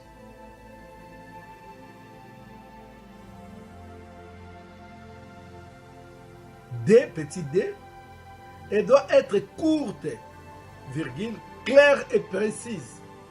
Ton message doit être courte, claire et précise. 1, c'était introduction. 2, petit 2, les corps du message, double point. Donc, on a vu l'introduction, maintenant on voit les corps du message et après on va voir la conclusion. 2, les corps du message. Chaque subdivision comporte 4 aspects. Donc, à tout côté, on a développement, les corps du message. Pourquoi on appelle corps? Puisque c'est là où il y a le développement. Chaque subdivision comporte 4 aspects. Premier aspect, lecture.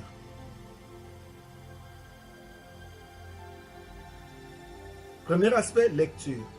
Deuxième aspect, explication. Deuxième aspect, explication. Double point. Le travail à l'interprétation. Il faut interpréter, il faut expliquer le message. Quand on fait la lecture, on a les textes, on fait la lecture, il faut maintenant expliquer le message. Donc, le travail à l'interprétation. Il faut bien expliquer le message pour que les gens puissent comprendre le message que tu leur transmets. Petit c, illustration. Dans l'illustration, exemple, tu dois donner des exemples comme des comparaisons ou des petites histoires. Des histoires courtes. L'illustration ne doit pas être très longue. Tu prends 20 minutes à expliquer une histoire. Non, ça doit être courte aussi. Tu peux aussi donner des exemples ou comparer quelques événements, des choses, quoi. Là, c'était le corps du message. 3, la conclusion. La conclusion. Nous allons terminer bientôt. La conclusion. Elle doit reprendre tout ce qui a été dit. Dans la conclusion, elle doit reprendre. Bien aimé, vous avez vu, nous avons vu Daniel quand il était dans la fosse au lion. Nous avons vu ceci, Shadrach, Meshach et Abednego, ils étaient dans la fournaise ardente. Nous avons aussi vu Pierre et Jean quand il était à l'île de Patmos, c'était comme une prison. Nous avons aussi vu Pierre quand il était dans la prison, même Paul et Silas. Maintenant, bien aimé. Donc, c'est ça. Donc, tu reprends un peu l'histoire, mais tellement brièvement. Ça, c'est la conclusion. Donc, elle doit reprendre tout ce qui a été dit dans les différents points pour la motivation finale. Puisque les gens risquent d'oublier ce que tu as dit avant. Donc, dans la conclusion, tu les reprends, mais très brièvement. Elle doit reprendre tout ce qui a été dit dans des différents points pour la motivation finale. Elle doit être brève. La conclusion ne doit pas être longue, mais brève. Évitez de dire, quand vous prêchez, vous voulez conclure, évitez de dire, double point, j'ai conclu, virgule, ou je termine. Je termine mon message par. Je conclue mon message par. Il faut éviter de les dire. Je ne dis pas que vous ne les direz jamais, non, mais évitez souvent de les dire. Écrivez comme petit titre différentes formes de conclusion. Différentes formes de conclusion. 1. Une illustration. Tu peux conclure par une illustration. 2. Un résumé. Tu peux conclure en faisant juste le résumé du message. 3. L'appel à la foi et à l'action. L'appel à la foi et à l'action. C'est comme j'ai dit tout à l'heure, par rapport au message qui veut donner sa vie à Christ. Par rapport au message qui veut s'engager à soutenir l'Église, à soutenir l'œuvre de Dieu. Donc c'est ce que nous disons, l'appel à la foi et à l'action. Et 4, une question finale. Une question finale. Tu peux conclure ton message par une question finale. Je peux donner l'exemple. Tu prêches sur l'enlèvement. Jésus revient bientôt. À la fin, tu peux poser la question pour conclure. Bien-aimé, je vous laisse une question. Où passeras-tu ton éternité? Réfléchissez sur cette question-là. Où passeras-tu ton éternité? Jésus revient bientôt. Bien-aimé, tu poses la question et tu conclus. Les gens seront interpellés là où ils vont partir. Puisque tu leur as donné un devoir, c'est la question que tu leur as posée. Amen. Amen. Est-ce qu'il y a quelqu'un qui peut nous interpréter cette partie que j'ai appelée l'application? Est-ce qu'il y a quelqu'un qui peut, à ta manière, la manière dont tu as compris, qui peut nous donner son appréciation ou son idée ou son commentaire? Qui a un mot à dire? Évangéliste Mimi.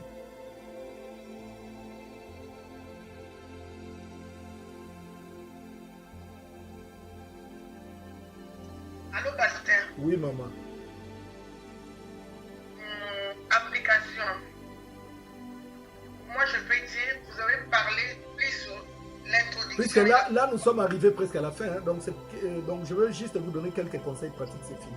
Le cours est fini. Ok, fais-moi le résumé. Vous avez parlé plus sur l'introduction et la conclusion. Vous avez dit que la conclusion doit être courte pour que le pouvoir comprenne. La conclusion, vous avez dit, ça doit rendre tout ce que tu as dit pour la motivation finale. Elle doit être prête.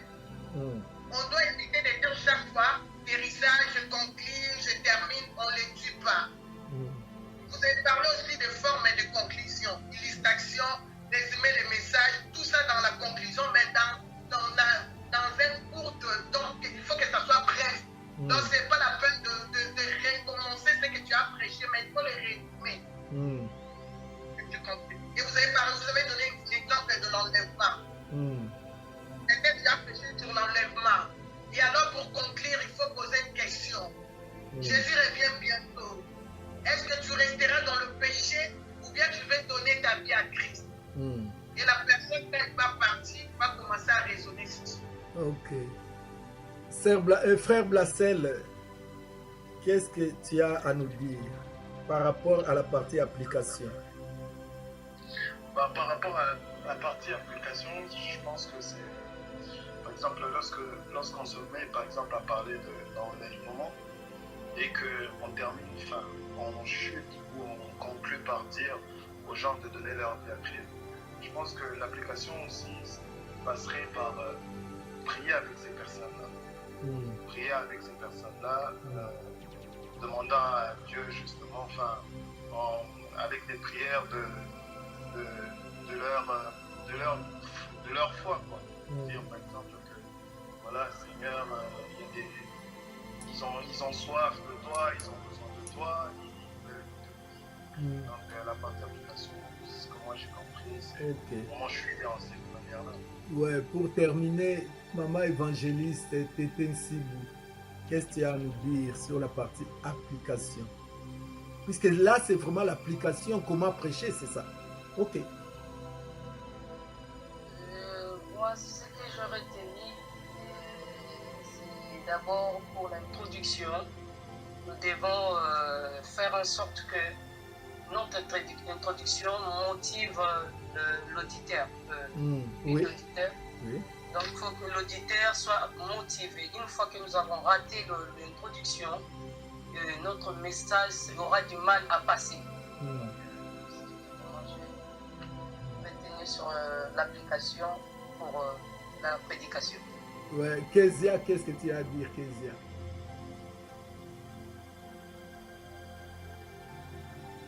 Est-ce que Kezia est là? Oui, je suis là, pasteur. Ok.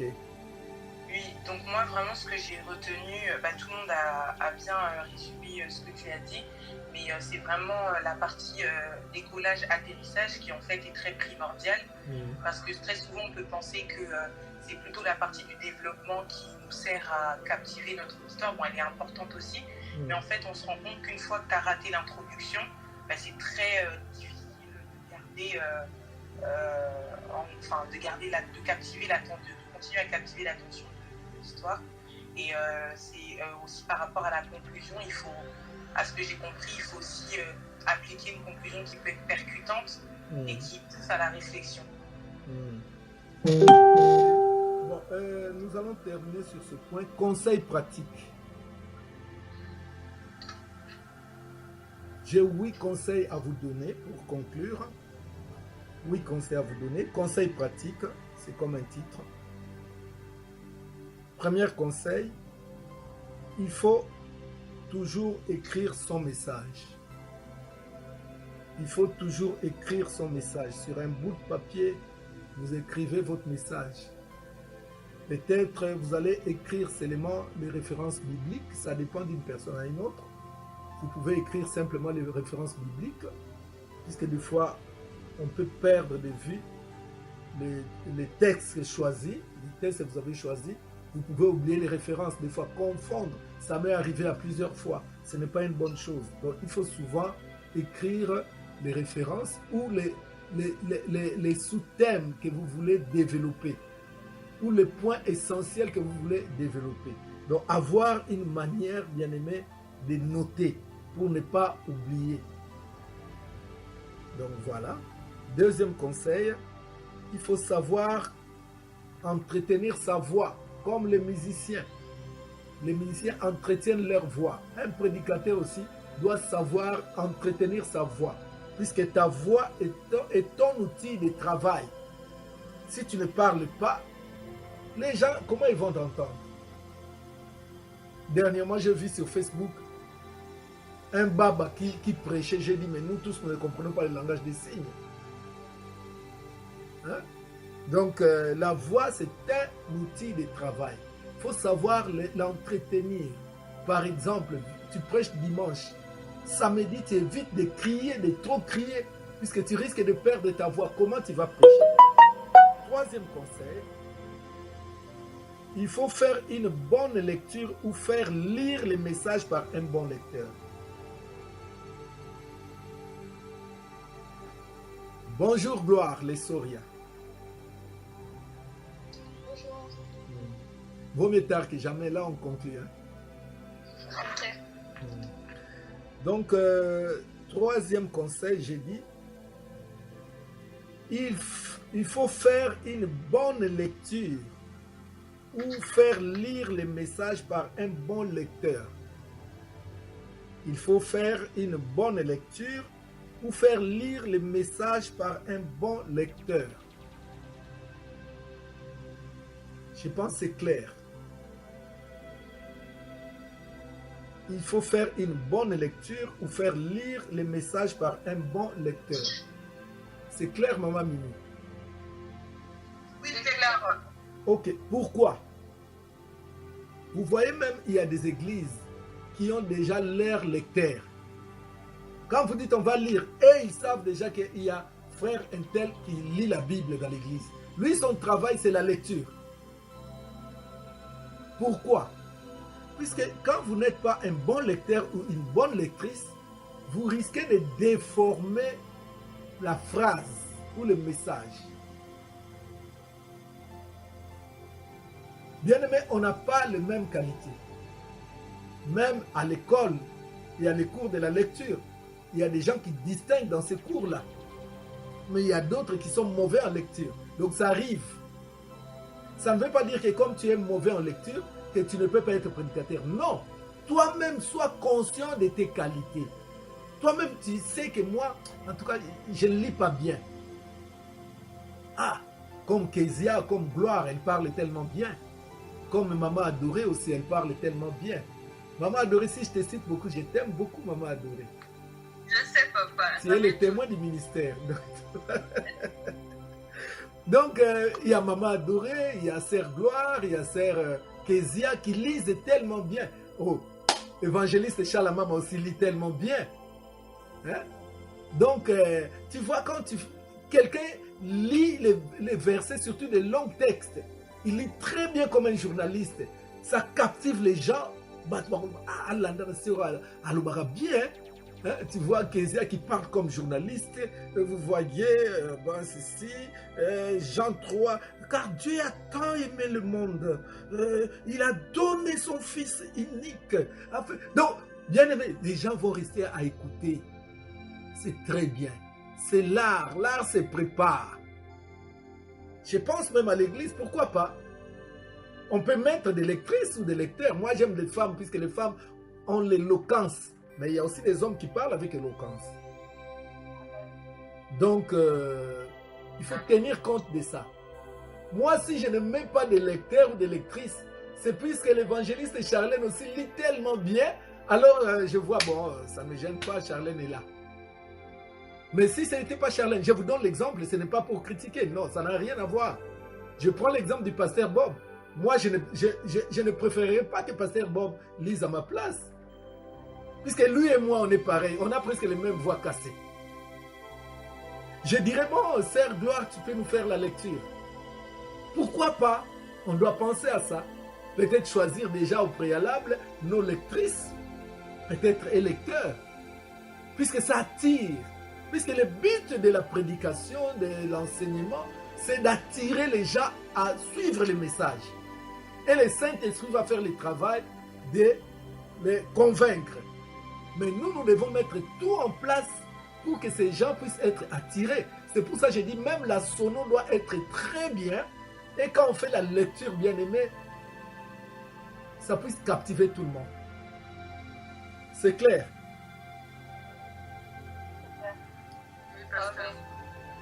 Quatrième conseil, il ne faut pas que les sermons soient trop longs. Il ne faut pas que les sermons soient trop longs. Donc l'orateur ou l'oratrice, tu dois éviter. Quand le sermon est trop long, des fois, la mémoire ne suit pas. Surtout quand le message n'est pas convaincant. Surtout quand le message n'est pas convaincant, je t'assure que les gens vont commencer à s'ennuyer. Tu verras même le mouvement dans la salle. D'autres vont commencer à aller parler au téléphone. D'autres vont même commencer à quitter le culte avant même la fin. Je vous conseille, quand vous prêchez, si vous voyez déjà les gens commencent à quitter le culte, arrêtez. Puisque tu commences à les ennuyer. Tu commences à les ennuyer. Donc, il faut éviter que le message soit trop long. Oui, il y a des moments où le message peut être trop long, mais les gens sont dans l'enthousiasme. Mais nous devons éviter les messages trop longs. Tu peux parler brièvement, mais le message est clair et ça touche beaucoup de monde. Vous savez, quelqu'un qui a déjà son rendez-vous, quand il voit l'heure passer, quel que soit ce que tu as à dire là, il ne va pas suivre. Puisqu'il regarde l'heure. Ce n'est pas une bonne chose. Cinquième, il faut toujours avoir une bonne attitude. Un prédicateur, un orateur doit toujours avoir une bonne attitude. Bien aimé, nous venons de familles. Des fois, tu as des problèmes dans ta famille, tu as des problèmes dans ta maison. Tu viens prêcher, tu transmets des fois la colère, tu transmets des fois la tristesse, puisque l'homme ne donne que ce qu'il a. Si tu sens vraiment que tu as des problèmes, désiste, ne prêche pas. Fais-toi remplacer par une autre personne. Sinon, les gens vont constater que tu as des problèmes. Ah, pasteur, effectivement, pasteur a des problèmes. Donc, nous devons éviter. Quand tu as des problèmes, évite de prêcher. Donc, il faut toujours avoir une bonne attitude. 6e conseil, il faut contrôler ses gestes. Il faut contrôler toujours ses gestes. Et quand tu prêches, il faut contrôler tes gestes. Pourquoi contrôler tes gestes? Puisque tu es devant des gens. Tu es devant beaucoup de monde. Les regards de toutes ces personnes sont fixés sur toi. Toutes ces personnes te regardent. Leurs regards sont braqués sur toi. Allez, quelqu'un qui se gratte. Excusez-moi de vous dire, mais ça arrive surtout chez les hommes. Un prédicateur, excusez-moi, j'ai demandé excuse, bien aimé, un prédicateur qui tout le temps gratte son sexe, c'est là. Il gratte tout le temps. Vous savez, des fois, nous faisons des choses sans les savoir. Mais les gens sont là en train de nous regarder. C'est très mauvais. D'autres même grattent leurs fesses tout le temps. Même mon conseil kangi, le bate, mon conseil n'aroukwanzate, n'aroukangamutema, tinasuka. Évite les gestes. Des fois même, il y a des prédicateurs, il est là devant les hommes. Il prêche, il fait des signes, protocole. Non, tu deviens comme un singe. Puisque les gens te regardent. Évite ces gestes-là. Ce n'est pas bien. Vous avez compris ça? Amen. 7e conseil. Il faut vivre ton serment. Le message que tu donnes, il faut que ça soit un message que toi-même tu le vis. Je donne l'exemple. Toi, tu ne payes pas la dîme. Tu vas te mettre devant les gens, il faut payer la dîme. Il faut payer la dîme. Mais toi-même, tu seras gêné. Il y aura une culpabilité en toi. Abandonner les péchés. Mais toi-même, tu vis dans les péchés. Femme, soyez soumise. Mais toi, tu ne te soumets pas à ton mari. Donc, ne vis jamais le contraire de ce que tu transmets comme message. Dernier conseil, il faut savoir comment garder l'attention de son auditoire. Il faut savoir comment garder l'attention de ton auditoire. Ça, c'est notre dernier conseil. Il faut savoir comment garder l'attention de ton auditoire. Qu'est-ce que cela veut dire? Bien aimé, quand tu prêches, il faut que tout le monde puisse avoir les yeux fixés sur toi. Il faut les captiver, bien aimé, même leurs attentions. Oh, je vous assure, moi, quand je suivais Sarkozy pendant la campagne électorale, bien aimé, j'avais tout le temps les yeux sur Sarkozy. Tout ce qu'il faisait, il va à gauche, moi je tourne à gauche. C'est comme les joueurs de football.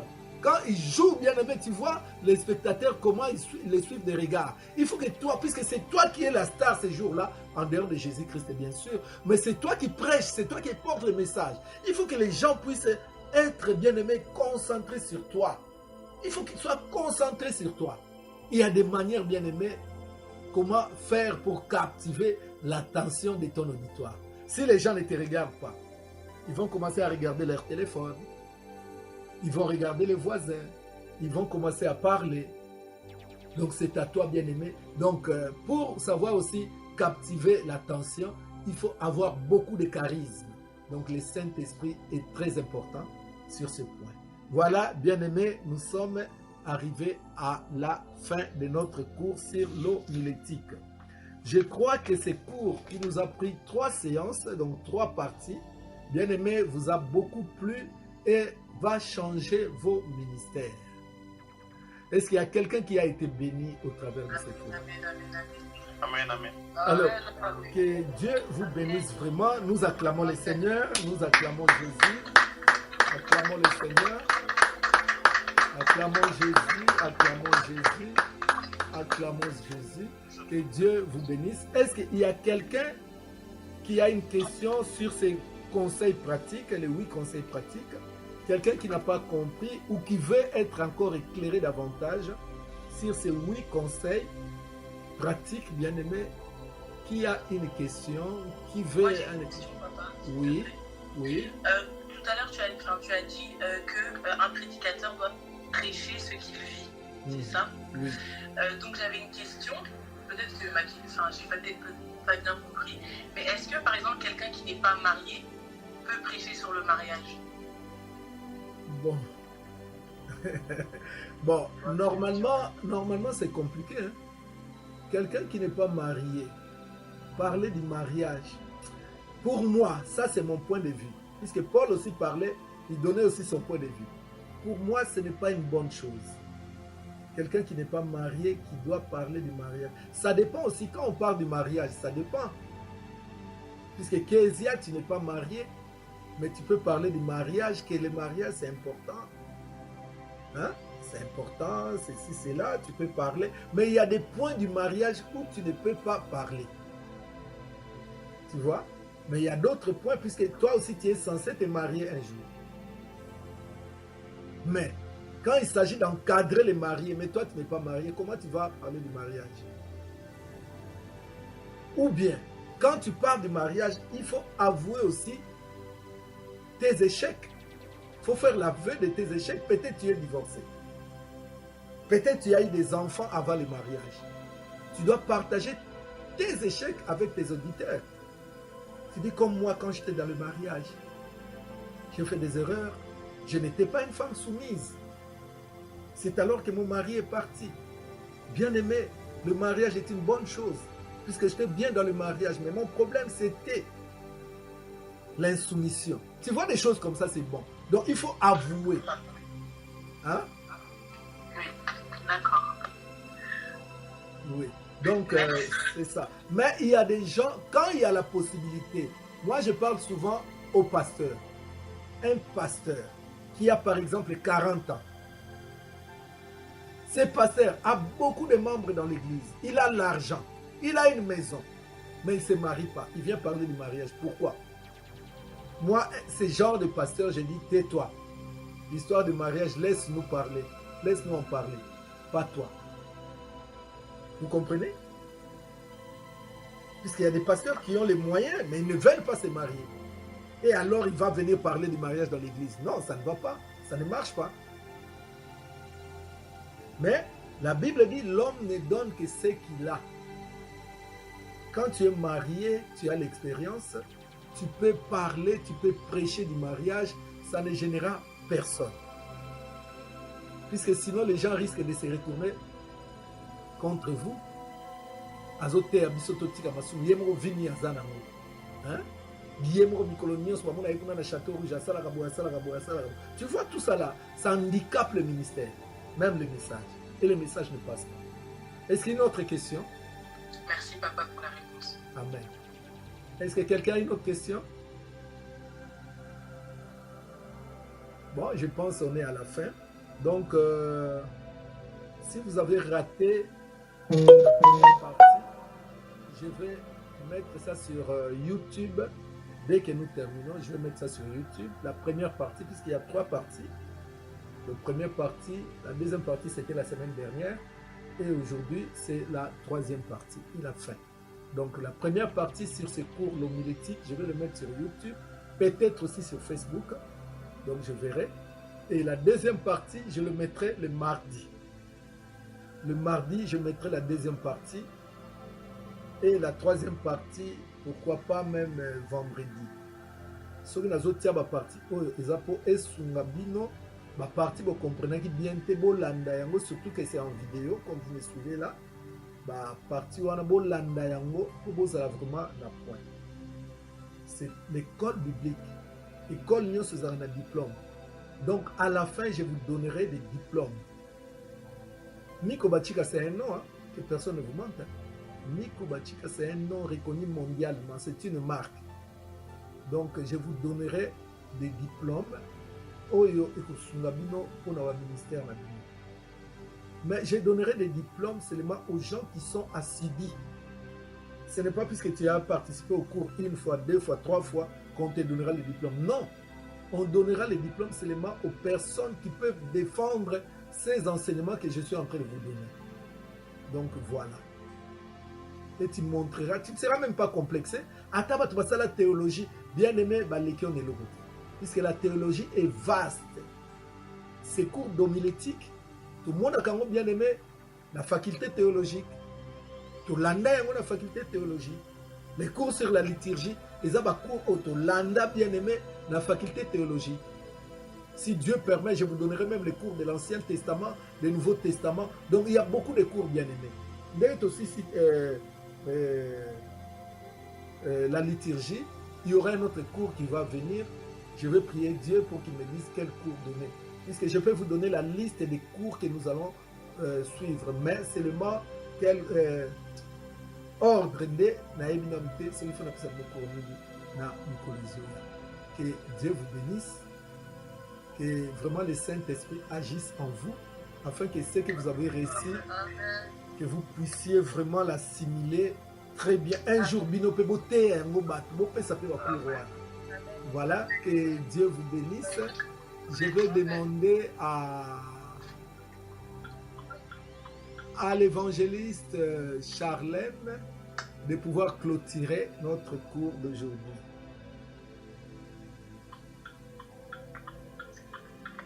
Père, nous te sommes reconnaissants, nous te disons merci. Merci pour ce moment, Papa, de qualité que tu nous as accordé en ce jour. Merci pour la connaissance, Papa, que tu as déversée envers ton serviteur et pour la transmission de connaissances, Seigneur. Papa, nous te prions que cette connaissance puisse rester gravée dans nos cœurs, que ce ne soit pas que des cours, Seigneur, mais que ce soit tout un enseignement pour que nous puissions le garder toute notre vie dans le nom de Jésus-Christ. Je viens te remettre, Seigneur, le reste de la journée entre tes saintes mains. Laisse que ton esprit qui a déjà commencé à se répandre depuis le début de cette semaine puisse continuer à œuvrer en nous dans le nom de Jésus. Seigneur, je viens chasser tout esprit de mort, tout ce qui n'est pas de toi, que cela soit loin de nous. Seigneur, prends le contrôle de toutes choses. Prends le contrôle de toutes choses cette journée et manifeste-toi. Dans le nom puissant de Jésus-Christ, nous avons ainsi prié. Disons Amen. Amen. Alors, je vous dis ceci, bandeko ba participer te boye bisabango ba kota na YouTube Nico Bachika TV pour ba voir pour même binomoko je demande vraiment de télécharger yango si c'est possible na ko partager on peut na groupe ya WhatsApp na biso donc soki penza ma permettre na kotiango na Facebook bandeko ba ke biso tozala rapidement na école ya solo et puis bino wat bolandi cours oyo ba obaza déjà la grâce ya pour parler devant les gens boye ba ko tenir compte na cours oyo mbandenge bami bokozala ba tei ya qualité bokozala penza bato tant bozotelema bozoteya bato bazomona qualité kati na bino. Voilà, que Dieu vous bénisse. Bon samedi, bon week-end. Rendez-vous demain à l'église. Et puis inviter les gens que nous soyons vraiment nombreux pour célébrer la Pentecôte. Que Dieu vous bénisse. Amen.